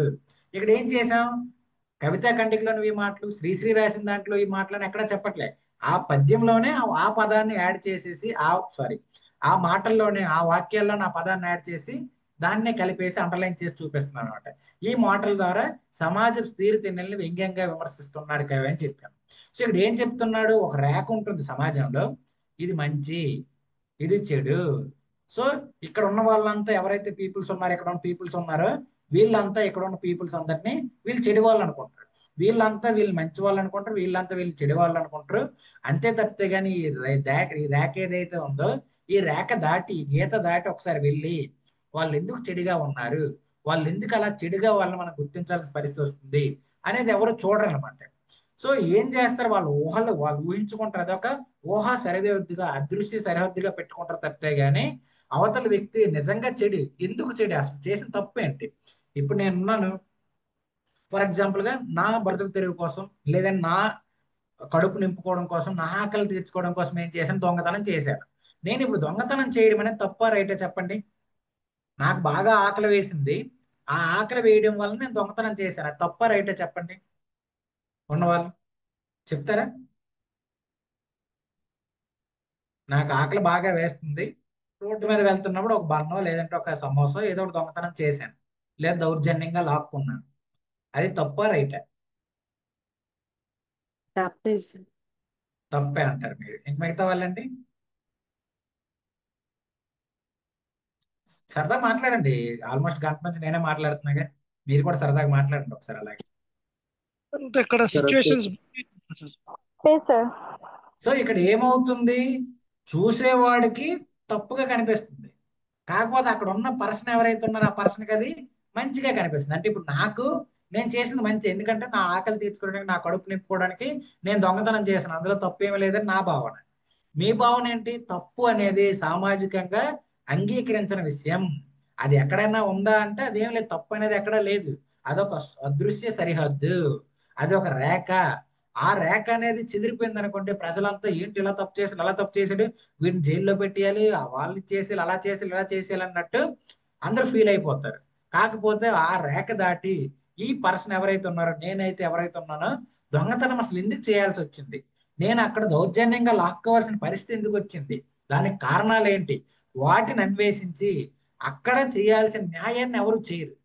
అదే ఇక్కడ మనకు శ్రీశ్రీ చెప్తున్నాడు అనమాట. ఈ విషయాన్ని సామాజిక అంశంగా మనం విశ్లేషణ చేసుకుంటూ మొత్తం ఈ పద్యం ఏదైతే ఉందో, దీనికి కవిత వ్యాఖ్యలు ఏవైతే ఉన్నాయో వాటందరికి చూడండి. ఆ కీవర్డ్స్ అనేవి ఇక్కడ మనం మెన్షన్ చేసుకుంటూ వచ్చేసాం. రేఖ, దానికి సంబంధించి, దీనికి సంబంధించి అన్నట్టు అన్ని మెన్షన్ చేసుకుంటూ వచ్చి ఫైనల్ గా ఇందులో ఏం చెప్పాలనుకున్నాడో అదే ఫైనల్ గా మనం చెప్పాం. కవి ఆంతర్యం లేదంటే కవి సామాజికంగా ఏం చెప్పాలనుకున్నాడో వాటిని ఇక్కడ చెప్పేశాం. సో ఈ విధంగా ఎఫెక్టివ్ గా ఒకసారి ఈ వ్యాఖ్యానాలు ఏవైతే ఉన్నాయో మీరు ఒకసారి అబ్జర్వ్ చేస్తే మళ్ళీ అనుకోగలరు లాస్ట్ బాగా రాయలేదని మీరు అనుకోగలుగుతారు. లాస్ట్వి బాగానే ఉన్నాయి. వాటికంటే ఎఫెక్టివ్ గా ఎలా అంటే ఎగ్జామ్లు ఇంకా కాస్త ఎక్స్ట్రా మార్క్స్, ఎక్స్ట్రా ఇంపాక్ట్ అనేది క్రియేట్ చేసేలా చేయడం కోసం ఈ 2025 వ్యాఖ్యానాలు అనేది చాలా ఎఫర్ట్ అని కాకుండా చాలా ఎఫెక్టివ్ గా రాసాం మేము. ఒకసారి మీరు ఆ వాక్యాలు లేదంటే ఆ రచనా విధానం లేదంటే ఆ ప్రెజెంటేషన్ వాటిని ఒకసారి డీప్ గా అబ్జర్వ్ చేయండి. కుదిరితే ఈ పీడిఎఫ్ ఏదైతే ఉందో దీన్ని 2 to 3 టైమ్స్ చదవండి. చదివితే మీకు ఇలా రాయాలనే ఒక ఫీలింగ్ కలుగుతుంది. అప్పుడు అలా రాశారనుకోండి మంచి మార్కులు వస్తాయి. ఇక్కడ చూడండి, ఈ ర్యాక్ కేవలం గీత కాదు, ఇది ఒక వ్యవస్థ అన్నట్టు చిన్న చిన్న పదాల్లో మనం రాయడం అనేది కనిపిస్తుంది. సో ఇది బేసికల్ గా మనం ఇక్కడ రాయాల్సిన ప్రధానమైన అంశం. శ్రీశ్రీ అయిపోయింది. తర్వాత కవి ఆంతర్యం, ఇది డైరెక్ట్ గా పీవైక్యూ గబ్బిలం నుంచి వచ్చింది. సో ఇది గబ్బిలం నుంచి అనేది మనకి అబ్జర్వ్ చేయడానికి ఎక్కడైనా కీవర్డ్ ఉందా అండి? చూడండి, పిదికన పాలు పేదలకు లభ్యంపు, శ్రీగలవాని ఆజ్ఞలు, ధర్మధేనువులు, ఈ హృదయం లేని లోకం, సుమేది, ఇలాంటి పదాలన్నీ ఒక ఎలా అంటే ఎలా అంటే మనం చెప్పుకోవాలంటే ఆర్ద్రతతో, బాధతో మాట్లాడే పదాలు, వాక్యాలు ఎక్కడ మనకు కనిపిస్తాయి అంటే గబ్బిలంలో కనిపిస్తాయి. సో ఈ లెసన్ గబ్బిలంలోది. గబ్బిలం కథను చెప్తుంటాడు, వెళ్ళేటప్పుడు ఎలాంటి వాళ్ళు, ఎలా ఉంటుంది సమాజం, ఎలాంటిది, ఇలాంటివన్నీ చెప్పడం అనేది అక్కడ మనకు భావంగా కనిపిస్తుంది. ఇది డైరెక్ట్ గా పీవైక్యూగా వచ్చిన క్వశ్చన్. సో దీని గురించి మనం వరి అవ్వాల్సిన అవసరం లేదు. ఇది 3 టైమ్స్ అడిగాడు, ఇది మళ్ళీ ఒకసారి కాదు. ఈ హృదయం లేని లోకం సుమి అనేది 3 టైమ్స్ అడిగాడు ఒకసారి మీ పీవైక్యూ డాక్యుమెంట్ లో చూస్తే. సో ఓవరాల్ గా ఈ లోకం హృదయం లేనిది. ఎలా అంటే కనీసం ఆ దేవుడు ఎవరైతే ఉన్నారో ఆ దేవుడిని కూడా పట్టించుకోని పరిస్థితుల్లో, దేవుడు అనే వాడిని కూడా లెక్క చేయని పరిస్థితుల్లో ఈ లోకం ఉందన్నట్టు మనకి ఇక్కడ ఈ కవితలో, ఈ పద్యంలో చెప్పడం అనేది జరుగుతుంది. చూడండి, పిదికిన పాలు పేదకు లభ్యంపవు శ్రీగణవాని ఆజ్ఞలు అనే వాక్యంలో కవి పేదవాడిని అణచివేసే వ్యవస్థను సూటిగా విమర్శిస్తున్నాడు. ధర్మం అనే ఆవు నుండి వచ్చిన పాలు పేదవాడికి దక్కవు, ఎందుకంటే అవి శ్రీగణవాని ఆజ్ఞలో ఉంటాయి. దీని అర్థం ఏంటంటే ధనవంతుడు, అధికారం ఉన్నవాడు మాత్రమే ఆ ఫలాలు, ఆ ప్రతిఫలాలు ఏవైతే ఉన్నాయో వాటిని తన దగ్గర ఉంచుకుంటాడు. అవి కనీసం ఎవరికి ఇచ్చే పరిస్థితి ఉండదన్నమాట. సో ఈ విధంగా దేవతలు కూడా ఈ దుష్ట వ్యవస్థ ముందు నిస్సహాయులుగా చూస్తున్నారు. దేవతలు కూడా ఏం చేయలేని పరిస్థితిలోకి వెళ్ళిపోయారు. అంతా ఈ డబ్బు ఉన్న వాళ్ళు, ఈ అధికారం ఉన్న వాళ్ళ చేతుల్లో ఈ ప్రపంచం అనేది ఉండిపోతుంది అన్నట్టు ఇక్కడ మనకి వ్యాఖ్యానంగా చెప్పడం అనేది కనిపిస్తుంది. ఇది కూడా కవి ఆంతర్యమే. ఇక్కడ మనం కొత్తగా చెప్పాల్సింది ఏమీ లేదు, ఆ భావాన్ని బేస్ చేసుకుని వెళ్ళిపోతాం. తర్వాత ఇది ఉంది, ఇది కొద్దిగా ట్రిక్కీ. ఇది కూడా మనము గుర్తుపడడానికి కొద్దిగా కష్టం, కానీ గుర్తుపడడానికి చిన్న ఒక ట్రిక్ ఉంది. నేలని ఎదురుపోయే, నింగిని ఎదురుపోయే, గాలిని ఎదురుపోయే, రేడు కంటే అది పోయే అన్నాడు. సో ఈ ఓయే, ఓయే, పోయే ఇలాంటి పదాలన్నీ మనకి ఎక్కడ కనిపిస్తాయి అంటే ఈ కవితలు మనం చదివితే కర్పూర వసంతరాయల్లో కనిపిస్తాయి. కర్పూర వసంతరాయల నుంచి మనకి ఇది రావడం అయితే కనిపించింది. ఈ ఇయర్ దాంట్లో కొద్దిగా ట్రిక్కీ అనమాట. అంటే గుర్తించవచ్చు, రాయాలంటే కొద్దిగా కష్టం అవుతుంది. ఎందుకంటే దీని వ్యంగ్య అర్థం లేదంటే దీని యొక్క ఇంటర్నల్ ఆ భావార్థం అనేది డిఫరెంట్ గా ఉంటుంది అనమాట. దానికి కొద్దిగా నాలెడ్జ్ అనేది అవసరం. ఇది కొద్దిగా మనం మిస్ అవ్వచ్చు. ఏదైనా ఇక్కడ మనం చూసుకుంటే ఇది సినారే. చూడండి, ఇక్కడ మనం రాసాం ఫస్ట్ ఇంట్రడక్టరీ వాక్యం, ఈ కవితా ఖండిక సినారె హృదయ భావాల నుండి జాలువారిన కర్పూర వసంతరాయల్లోనిది. ఇంతకుముందు మనం ఏం చేసేవాళ్ళం, ఈ కవితా ఖండిక ఈ పద్యం కర్పూర వసంతరాయల్లో ఉంది అన్నాం. ఇప్పుడు కొద్దిగా ఎఫెక్టివ్నెస్ పెంచాం. హృదయ భావాల నుండి జాలువారిన కర్పూర వసంతరాయల్లో ఉంది. ఇది సపరేట్ గా చెప్పలేదు, దాంట్లో ఉందే అన్నట్టు చెప్పామన్నమాట. సో ఈ విధంగా ఇక్కడ ఏం చేసాము, ఆ రాజు ఏ విధంగా, ఆ రాణి ఏ విధంగా, లేదంటే ఆ లకుమ కోసం రాజు ఏ విధంగా ఇబ్బంది పడుతున్నాడు, ఓవరాల్ గా ఏమైంది, కవి యొక్క ఆ పర్టికులర్ భావార్థాన్ని మనం ఇక్కడ విశ్లేషించుకుంటూ వెళ్ళడం జరిగింది. సో ఇది ఓవరాల్ గా వ్యాఖ్యానాలకు సంబంధించి. సో కర్పూర వసంతరాలు అయిపోయింది, గబ్బిలం అయిపోయింది, శ్రీశ్రీ మహాప్రస్థానం అయిపోయింది, కృష్ణపక్షం అయిపోయింది. సో ఇక్కడ మనకి సెక్షన్ బి లో ఏదైతే పేపర్ 2 సెక్షన్ బి ఏదైతే ఉందో దీంట్లో మనకి రావడానికి కృష్ణపక్షం నుంచి వస్తే, శ్రీశ్రీ నుంచి వస్తే, తర్వాత మనం చూసుకుంటే గబ్బిలం నుంచి వస్తాయి, దాని తర్వాత ఇంక దేని నుంచి వస్తాయండి, ఆంధ్ర ప్రశస్తి నుంచి వస్తాయి, తర్వాత కర్పూర వసంతరాయల నుంచి వస్తాయి. ఇంకేమైనా ఉన్నాయా రావాల్సినవి? పై నుంచి 6 వస్తాయి, పేపర్ సెక్షన్ బి నుంచి 5 వస్తాయి. మొత్తం 11 లెసన్స్ నుంచి మనకు వ్యాఖ్యానాలు వస్తాయి. 1 2 3 4 5. సో ఇప్పుడు మనము కృష్ణపక్షం గుర్తించాము, తర్వాత ఏం చేసాము, శ్రీశ్రీ గుర్తించాము, గబ్బిలం గుర్తించాము, కర్పూర వసంతరాయలు గుర్తించాము. ఇంకా మిగిలింది ఏముంది మనకి, గుర్తించలేకపోయే పరిస్థితి ఏం లేదు. మిగిలింది ఏముంది, ఇది ఖచ్చితంగా ఆబ్వియస్లీ ఆంధ్ర ప్రశస్తి అయ్యే ఉండే పరిస్థితి ఉంటుంది. సో ఆంధ్ర ప్రశస్తిలో మాధవ వర్మ కాన్సెప్ట్ నుంచి ఈ వ్యాఖ్యానం అనేది రావడం జరిగింది. సో ఈ వ్యాఖ్యానంలో ఏం చేశారు, వ్యంగ్య అర్థాన్ని చెప్పమన్నాడు. సో వ్యంగ్య అర్థం లేదంటే వ్యంగ్య వైభవం ఏదైతే ఉందో ఆ వ్యంగ్య వైభవం అని చెప్పాలి. సో ఇక్కడ వ్యంగ్య అనే పదానికి అర్థం ఏంటంటే వ్యంజన జాతి చెప్పేదని కానీ, ఎత్తిపొడుపు ద్వారా చెప్పేదని కానీ, వేళాకోళంగా కానీ, లేదనుకుంటే ఇండైరెక్ట్ గా చెప్పేది. అంటే డైరెక్ట్ గా విషయం చెప్పడు, ఇండైరెక్ట్ గా చెప్తాడు. ఆ విషయాన్ని మనం ఇక్కడ చెప్పడం అనేది కనిపిస్తుంది. ఈవెన్ ఇక్కడ చూడండి, కథా మంజూస్కర్ అర్థం అనేది ప్రధాన కీవర్డ్ ఈ ఆంధ్రప్రశస్తిలో.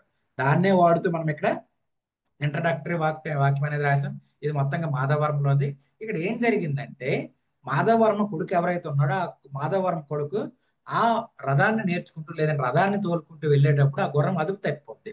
అదుపు తప్పిపోయి రోడ్లో ఆ ఎదురుగా ఎవరైతే వస్తారో వాళ్ళందరినీ మట్టుకుంటూ కుమ్ముకుంటూ వెళ్ళిపోతుంది అనమాట. అలా వెళ్ళేటప్పుడు అక్కడ ఒక యువకుడు ఈ రథం ఏదైతే ఉందో ఆ రథం కింద పడిపోతాడు అనమాట. ఆ రథం కింద పడిపోయి చనిపోతాడు. సో ఆ రథం కింద పడిపోయి చనిపోయిన యువకుడు ఎవడైతే ఉన్నారో ఇతనికి ఒక తల్లి ఉంటుంది. ఆ తల్లికి ఇతను ఒక్కడే కొడుకు. ఇతనే ఆ తల్లికి లోకం గాని, తోడు గాని, నీడ గాని, ఎవ్రీథింగ్. సో ఇప్పుడు ఏమైంది, ఇతను చనిపోవడం ద్వారా ఈ తల్లి అనేది కంప్లీట్లీ అంధకారంలోకి వెళ్ళిపోయింది. కాబట్టి ఇక్కడ ఏం చెప్పాడు, ప్రకృతిని వర్ణించాడు. ఏమైంది, లోకబాంధవుడు అస్తమించి అంటే ఏంటి, సూర్యాస్తమయం జరిగింది. లోకబాంధవుడు అంటే ఎవరు, సూర్యుడిని పిలుస్తారు. సూర్యాస్తమయం జరిగింది. సో దాని ద్వారా గుహలు ఇవన్నీ కూడా అంధకారంలోకి వెళ్ళిపోయి అని చెప్తున్నాడు అనమాట. కాబట్టి ఇక్కడ ఇండైరెక్ట్ గా అంటే ఇక్కడ లోకబాంధవుడు అంటే ఎవరు, ఈ తల్లికి లోకబాంధవుడు ఎవరు, ఈ తల్లి లోకంలో దిక్కెవరంటే ఈ తల్లి లోకానికి వాళ్ళ కొడుకే. సో ఆ కొడుకుడు చనిపోవడం వల్ల ఏమైంది, ఈమె తల్లి జీవితం అంతా కూడా అంధకారంలోకి వెళ్ళిపోయింది. ఆ విషయాన్ని మనకు వ్యంగ్యంగా ఈ పద్యంలో చెప్పడం అనేది మనకి కనిపిస్తుంది అనమాట. ఇది బేసికల్ గా దీనికి సంబంధించిన వ్యాఖ్యానం. సో ఈ వ్యాఖ్యానాలు ఏవైతే ఉన్నాయో వీటిని డెఫినెట్ గా చదవండి. చెప్పాను కదా, ఒకసారి కాదు కనీసం 2-3 సార్లు చదవండి. చదివితే మీకు ఆ అప్రోచ్, ఆ రాసే విధానం, ఆ ప్రాక్టీస్ చేసే విధానం మీద మీకు కొంత అవగాహన వచ్చే పరిస్థితి ఉంటుంది. ఓకేనండి, వ్యాఖ్యానాల విషయాలు అర్థమైందా, ఏమైనా డౌట్ ఉందా చెప్పండి. వ్యాఖ్యానాలు అయ్యాక మనం క్వశ్చన్ అండ్ ఆన్సర్స్ కూడా డిస్కస్ చేద్దాం.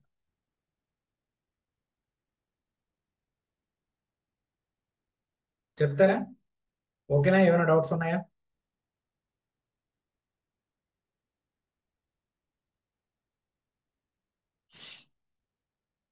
ఏదైనా చెప్పండి, అట్లీస్ట్ ఏదైనా మెసేజ్ కానీ మాట్లాడడం కానీ ఏదైనా చేయండి. చేస్తే మీరు వింటున్నారనే క్లారిటీ వస్తుంది. లేదంటే మొత్తం ఇప్పుడు ఉన్న అంటే సార్ ఈ ఉన్న పద్యాలు మొత్తం చదవాల్సి వస్తుందా? అది ఆల్రెడీ మీకు వ్యాఖ్యానాలు ఏవేవి చదవాలనేది కూడా ఒక క్లాస్ చెప్పానండి, యూట్యూబ్ లో ఉంటుంది, ఒకసారి చూడండి. మొత్తం 300 పద్యాలు చదవాల్సి వస్తుంది. ఏ లెసన్ నుంచి ఏ పద్యం చదవాలో కూడా చెప్పాను ఆల్రెడీ. 300 పద్యాలు మొత్తం? అవునండి, మొత్తం 1000 పద్యాలు ఉంటాయి, 1000లో 300 చదవాలి.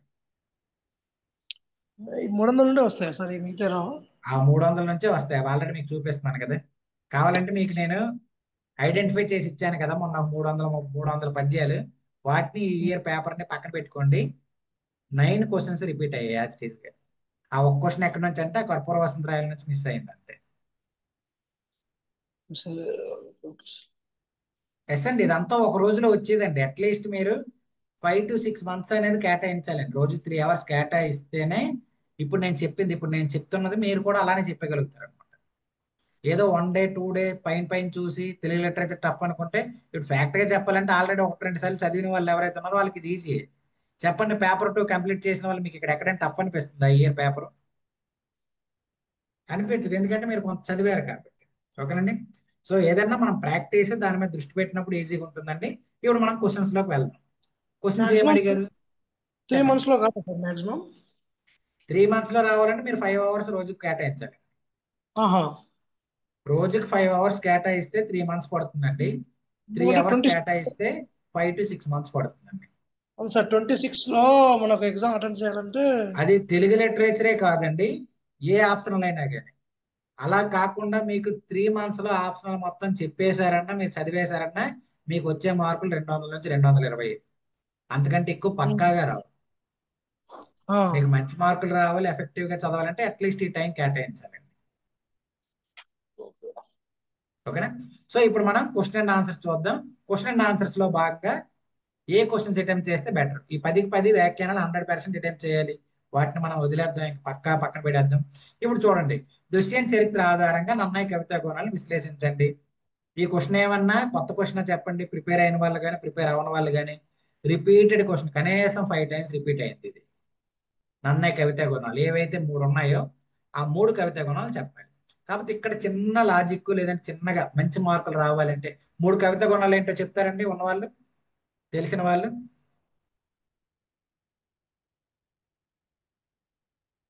ప్రసన్న కథా కలిత దీప్తి, తర్వాత అక్షర రమ్యత, నానా రుచిరాజ సూక్తి నిధత్వం, అక్షర రమ్యత. ఈ మూడింటిని మనం రాయాలి.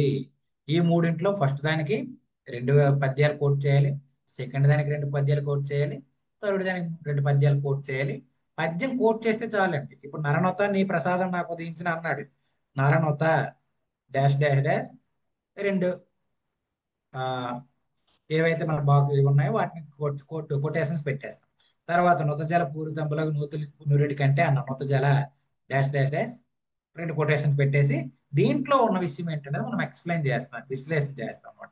సో ఈ నన్నయ్య కవితా గుణాలు అనేది చెప్పడం కష్టమా అంటే ప్రిపేర్ అయిన వాళ్ళకి ఇది అసలు కష్టమే కాదు. ఇది ఎందుకంటే మల్టిపుల్ టైమ్స్ రిపీట్ అయిన క్వశ్చన్ అనమాట. చాలా సార్లు, కనీసం 5 times రిపీట్ అయింది ఈ క్వశ్చన్. సో దాని గురించి మీరు వర్రీ అవ్వాల్సిన అవసరం లేదు. ఇక్కడ మనం చూస్తే చూడండి, నన్నయ్య కవితా లక్షణాలు దుష్యంత్ చరిత్ర ఆధారంగా విశ్లేషించండి అనేది 3 కలిపి అడిగిందే ఉంటది, ఒక్కొక్కటి అడిగింది ఉంటది. ఇదిగోండి ప్రసన్న కథ, అలాగే దాని తర్వాత మనం చూసుకుంటే డైరెక్ట్ గా అడిగినవి కూడా ఉంటాయి మనకి ఇదే క్వశ్చన్.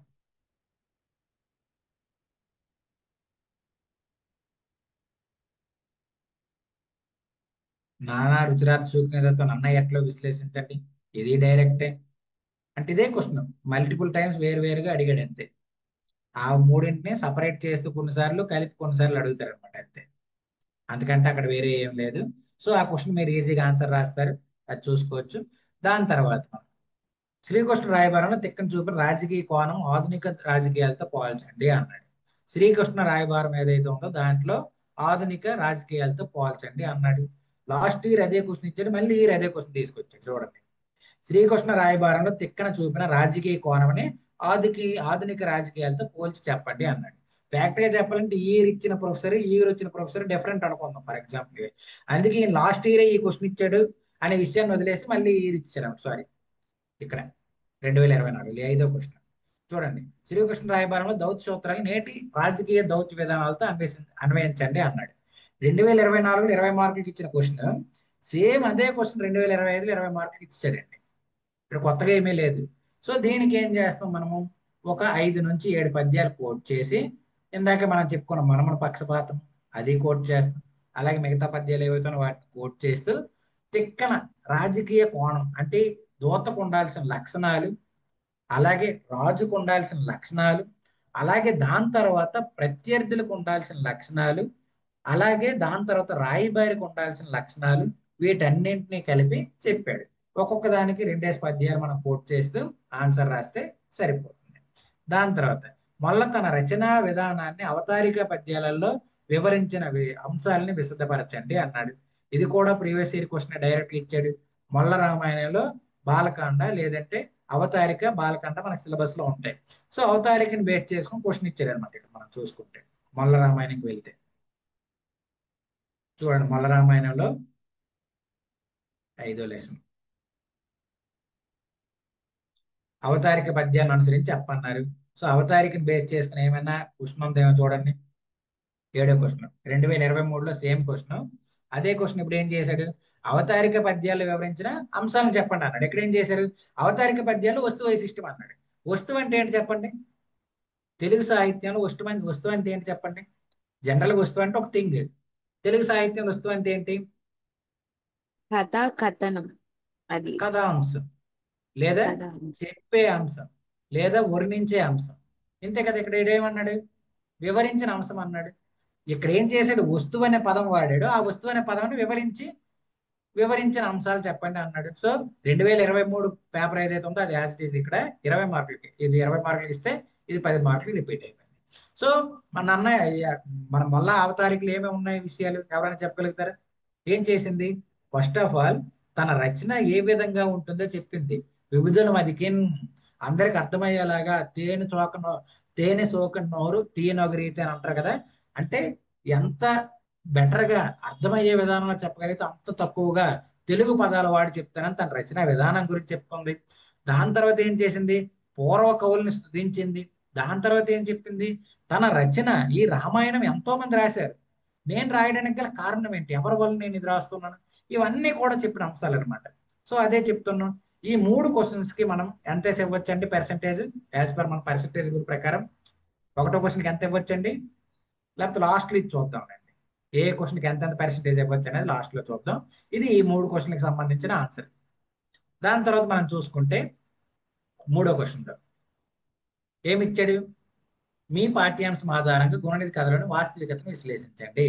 గుణనిధి కథలో ఉన్న రియాలిటీ ఏంటి చెప్తారు ఎవరైనా, గుణనిధి కథ చదివిన వాళ్ళు. అసలు గుణనిధి కథలో వాస్తవంగా ఏం జరుగుతుంది, అసలు గుణనిధి కథలో ఎండ్ అల్టిమేట్ రిజల్ట్ ఏంటి చెప్పండి. చదివిన వాళ్ళు ఎవరైనా ఉన్నారా.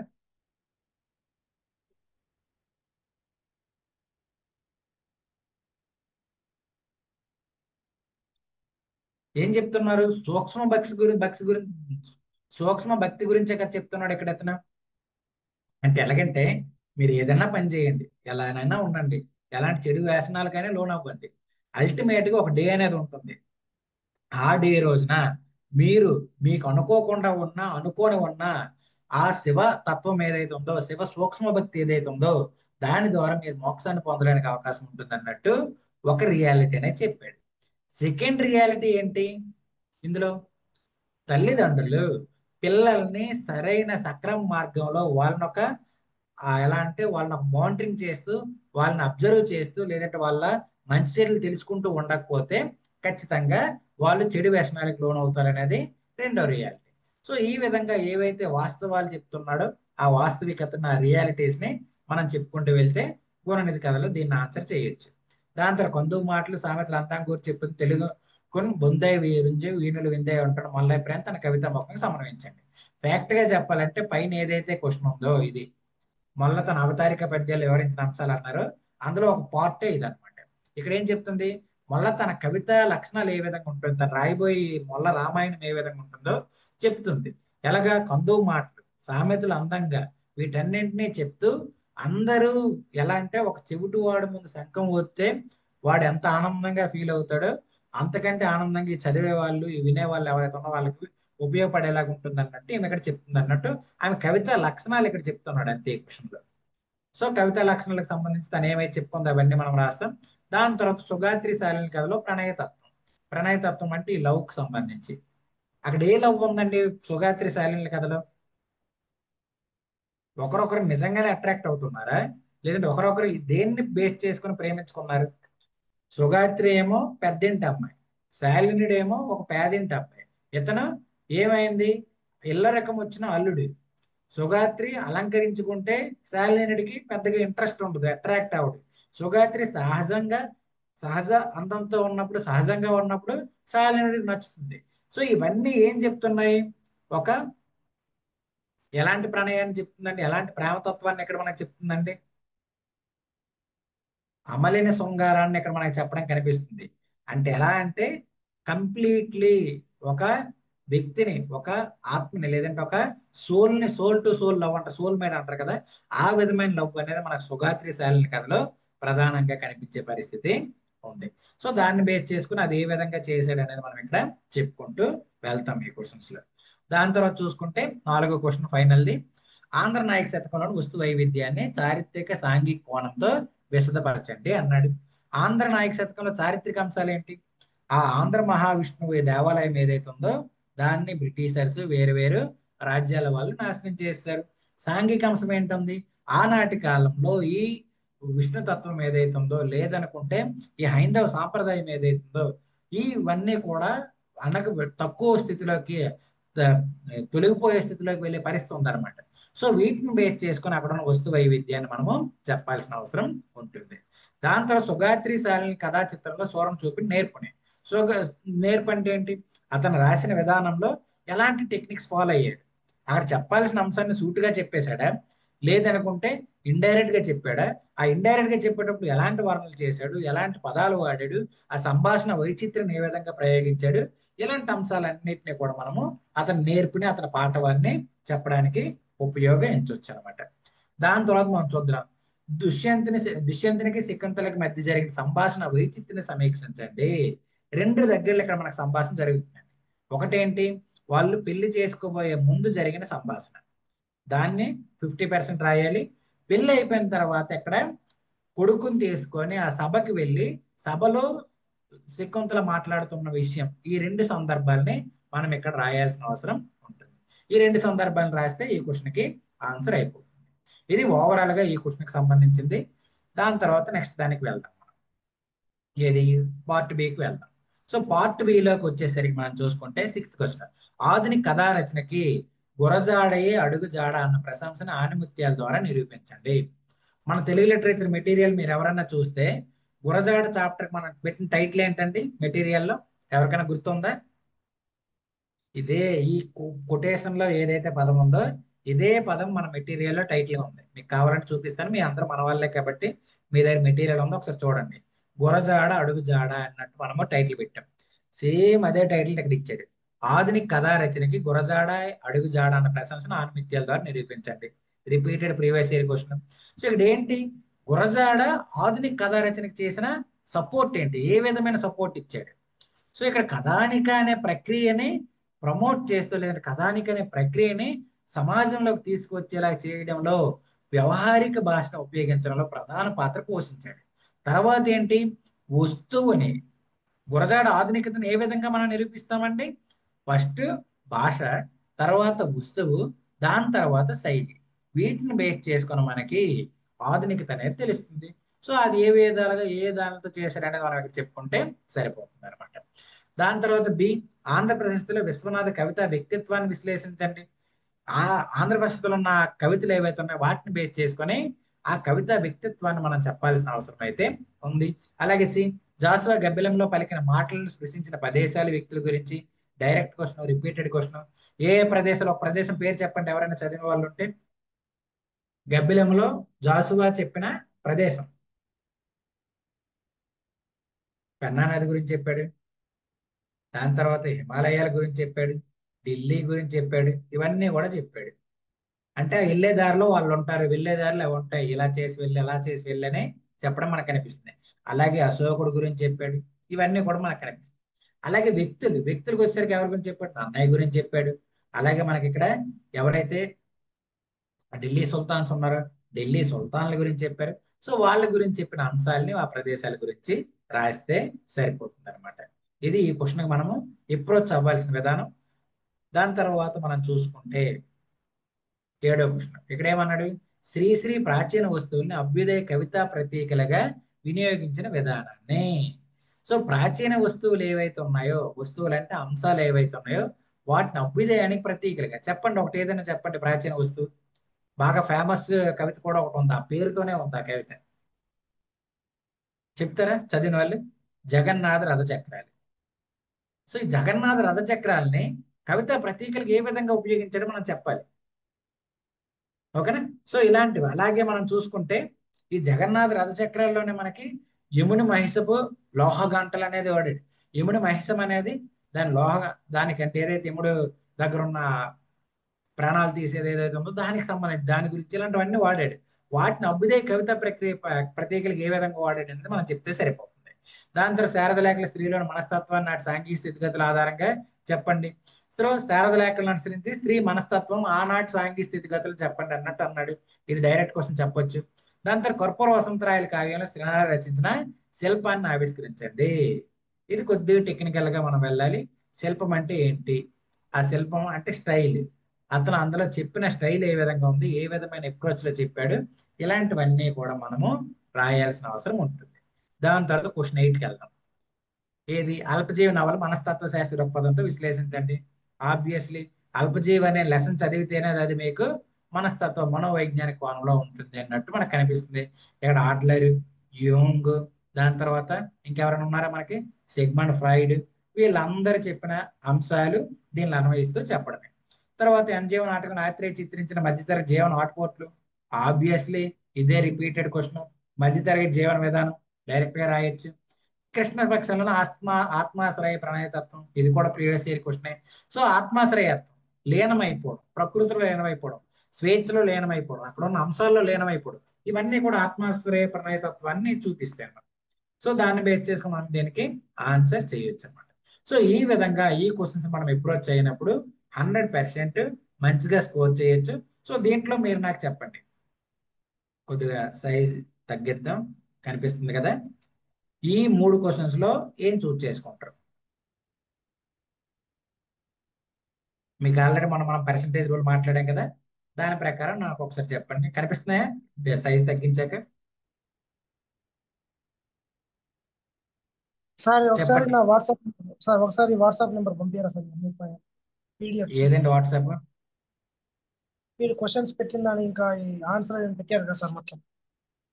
అది మీకు టెలిగ్రామ్ గ్రూప్ లో ఉంటుందండి, STNIS అకాడమీ అని కొట్టండి, వస్తుంది మీకు టెలిగ్రామ్. లేదంటే మీరు ఒకసారి లాస్ట్ లో మీకు షేర్ చేస్తాను. సార్ ఇది చెప్పండి, ఒక్క నిమిషం అండి, ఇది మాట్లాడాక ఇది అయ్యాక మాట్లాడదాం.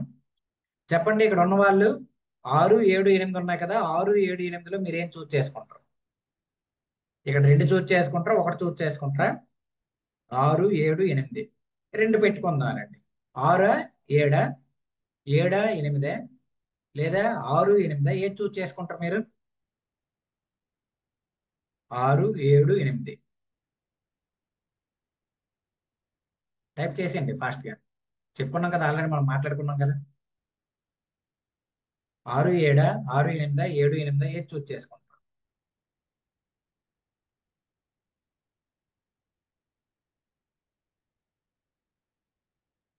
ఓకే, 6, 8, 6, 8 ఇంకా అంటే మీకు మీ ఫ్రెండ్స్కి, అంటే ఇప్పుడు ఇక్కడ మీరు ఎంతమంది ఉన్నారో వాళ్ళు సరికి 10 మంది ఉన్నారు అనుకుందాం ఎగ్జాంపుల్ గా. సో ఈ 10 మందిలో ఎవరికి ఎక్కువ మార్కులు వస్తాయి, ఎవరికి తక్కువ మార్కులు వస్తాయి అనేది సెలక్షన్ బేస్ చేసుకుని చెప్పొచ్చండి. సో 6, 8 కొంతమంది చూస్ చేసుకున్నారు, మిగతా వాళ్ళంటే అందరూ 6, 8 రెస్పాండ్ అవ్వండి, అయితేనే నాకు కొద్దిగా ఎఫెక్టివ్ గా అనిపిస్తుంది. కామ్గా ఉండకండి, ఇంటరాక్ట్ అవ్వండి. ఆల్రెడీ మనం మాట్లాడుకున్నది, కొత్తగా నేనేం చెప్పట్లేదు, సబ్జెక్ట్ ఏం చెప్పట్లేదు. సరే ఓకే, 6, 8 అన్నారు కదా, అసలు చూద్దాం ఏది రాస్తే బెటర్ మార్క్స్ వస్తాయి, ఏ 2 రాస్తే బెటర్ మార్క్స్ వస్తాయి చూద్దాం. సో ఇక్కడ ఏంటి, ఆధునిక కథానికి గురజాడి అడుగుజాడి అన్నారు. సో ఇది ఆల్మోస్ట్ 100% మనం రాసేయచ్చు. ఆంధ్రప్రదేశ్లోని విశ్వనాథ కవిత వ్యక్తిత్వాన్ని విశ్లేషించండి అన్నాడు. ఇది ఆల్మోస్ట్ 90% వరకు మనం వెళ్ళొచ్చు, 80 to 90%. తర్వాత గబ్బిలంలో పలికిన మాటలు, ఇది 100% రాసేయచ్చు. ఓకేనండి. దాని తర్వాత శ్రీశ్రీ ప్రాచీన వస్తువుల్ని, ఇది ఒక 80% రాయగలుగుతారు. రాయాలంటే రాస్తే బెటర్ గా రాయొచ్చు, లేదంటే ఒక 80%. శారద లేఖలోని స్త్రీ మనస్తత్వాన్ని అన్నాడు, ఇది 100% రాసేస్తారు. సినారి శిల్పం అన్నాడు, ఇది ఒక 80% రాయగలుగుతారు. మరీ డీటెయిల్ గా రాయలేకపోవచ్చు, ఒక 80% రాస్తారు. దాని తర్వాత 8వ క్వశ్చన్కి వెళ్దాం. అల్పజీవి 100% రాసేస్తారు. NGO 100% రాసేస్తారు. ఈ ప్రణయతత్వం 100% రాసేస్తారు. సో ఇప్పుడు ఇందులో ఎక్కువ మార్కులు వచ్చేది ఎవరికి? 6, 8 రాసిన వాళ్ళకి బెటర్ మార్క్స్ వస్తాయి. ఎందుకు 100%, 80% అంటే ఆల్రెడీ మనం డిస్కస్ చేసాం. ఉదాహరణలు మీకు అందుబాటులో ఉండకపోవచ్చు, మధ్యలో స్ట్రక్ అయిపోవచ్చు, లేదనుకుంటే ఫ్లో ఆఫ్ థాట్ మిస్ అవ్వచ్చు, లేదా టైం కిల్లింగ్ అవ్వచ్చు ఈ 7వ క్వశ్చన్ చూస్ చేసుకుంటే. ఎందుకంటే ఈ శిల్పం అనే పదాన్ని అర్థం చేసుకోవడానికే మనం ఇబ్బంది పడే పరిస్థితి ఉంటుంది. అలాగే దాని తర్వాత ఇక్కడ చూసుకుంటే కవితా ప్రతీకలు, ప్రాచీన వస్తువులు అన్నాడు. ఒకటో రెండో గుర్తు వస్తాయి, అన్ని గుర్తురావు, ఇబ్బంది అయిపోతుంది. 20 మార్కులకి దాన్ని తీసుకువెళ్ళాలి. సో సెక్షన్ బిలో 6, 8 రాస్తే మంచి మార్కులు స్కోర్ చేయడానికి అవకాశం ఉంటుంది. ఓకేనండి. దాని తర్వాత మనం సెక్షన్ ఏకి వెళ్తాం. సెక్షన్ ఏలో ఏ క్వశ్చన్స్ అటెంప్ట్ చేస్తే మంచి మార్కులు వస్తాయి చెప్పండి.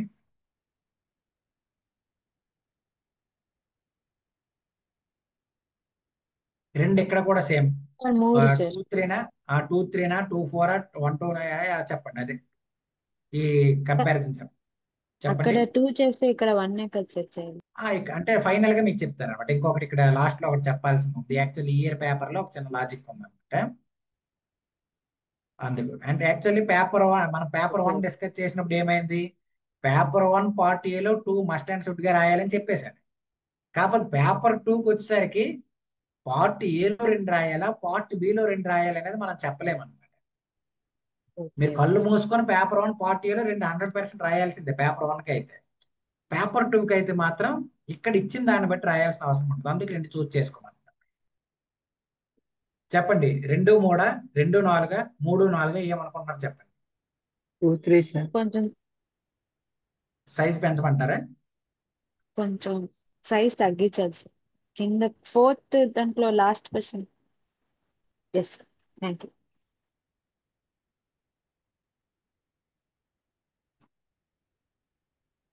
కనిపించిందా?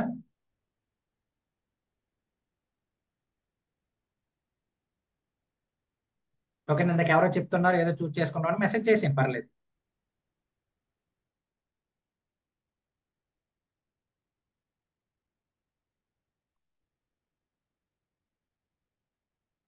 చెప్తారా?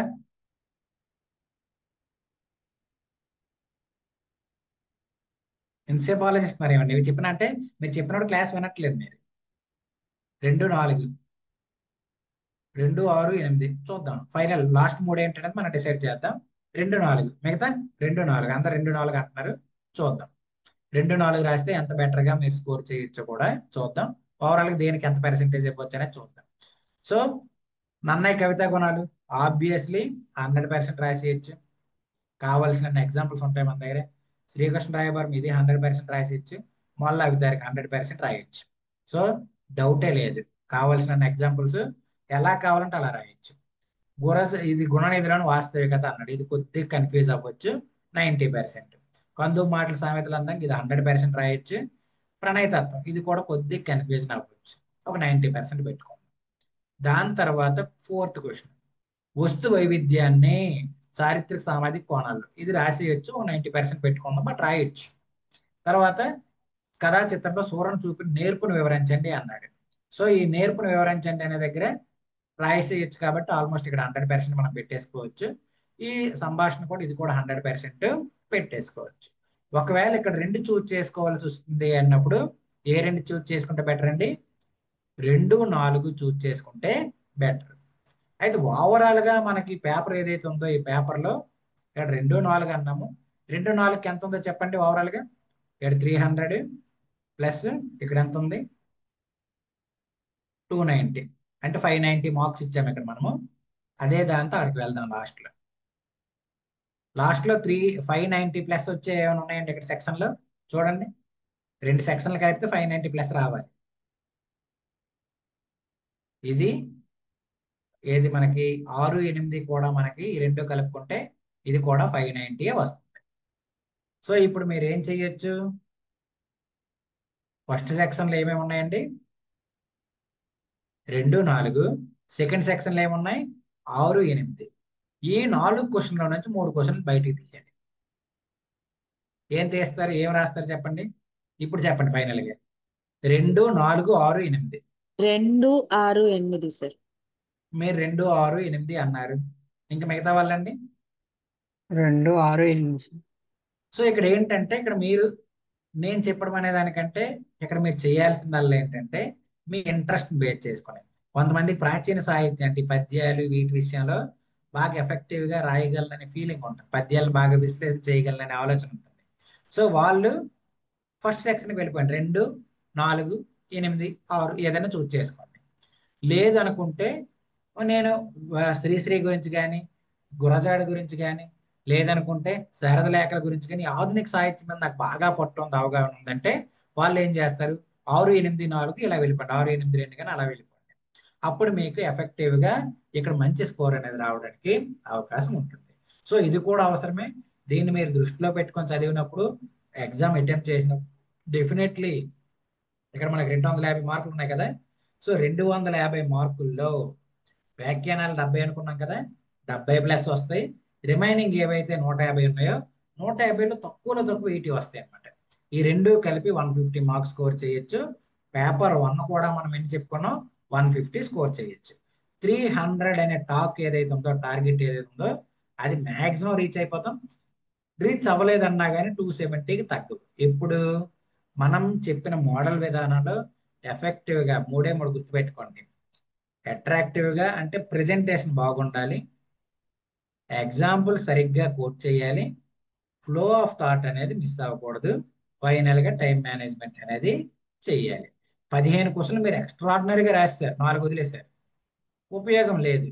టైం మేనేజ్మెంట్ కూడా మోస్ట్ ఇంపార్టెంట్. ఈ 4 అంశాలని దృష్టిలో పెట్టుకొని ఎవరైతే ఆన్సర్ రైటింగ్ రాస్తూ ప్రాక్టీస్ చేస్తూ వెళ్తారో వాళ్ళకి పక్కాగా 300 రావడానికి ఛాన్స్ ఉంది. లేదనుకున్నా ఎట్ ఎనీ కాస్ట్ ఎలాగన్నా కానీ 270 తక్కువ అనమాట. సో ఈ ఇయర్ బెస్ట్ గా రాసిన వాళ్ళు ఎవరైనా ఉంటే 270 వస్తే ఫైనల్ గా ఈ ఇయర్ రావడానికి అవకాశం ఉంటుంది. ఎలాంటి వాళ్ళకైనా రావడానికి అంటే మార్క్స్ రావడానికి అవకాశం ఉన్నా చెప్పుకుంటే ఆల్మోస్ట్ అంతా కూడా పీవైక్యూస్ నుంచి రిపీట్ అయింది కాబట్టి అట్లీస్ట్ 1 టైం అయినా చదువుకొని వెళ్ళిన వాళ్ళు, అలాగే 19 క్వశ్చన్స్ అటెంప్ట్ చేసిన వాళ్ళు ఎవరైతే ఉన్నారో అందరికీ కూడా 230+ పక్కాగా వస్తాయండి. 230కి అయితే ఎవరికి తక్కువ. 19/19 క్వశ్చన్స్ పేపర్ 1, పేపర్ 2 19/19 మొత్తంగా ఏవైతే 38 క్వశ్చన్స్ ఉన్నాయి 38 క్వశ్చన్స్ అటెంప్ట్ చేస్తే 230కి అట్ ఎనీ కాస్ట్ తక్కువ అనమాట. ఇది 2025 పీవైక్యూ పేపర్ యొక్క అనాలిసిస్. ఐ థింక్ మీకు అర్థమైంది అనుకుంటున్నాను. ఈ డాక్యుమెంట్ ఏదైతే ఉందో దీన్ని మీరు ఒక సోర్స్ గా ఉపయోగించుకొని పీవైక్యూస్ అన్నింటిని అనాలిసిస్ చేసుకొని ఫైనల్ గా మీరు మంచి ఆన్సర్స్ రెడీ చేసుకోండి. ఒకవేళ లేకపోయినా ఆల్రెడీ మీరు మన స్టూడెంట్స్ అయితే మీకు మనం పీవైక్యూస్ ఇస్తున్నాం, ఇంకా యాడ్ చేస్తాం, మాడిఫై చేస్తాం, వరీ అవ్వాల్సిన అవసరం లేదు. డెఫినెట్ గా మీకు ఇది హెల్ప్ అయ్యే పరిస్థితి ఉంటుంది. ఓకేనండి.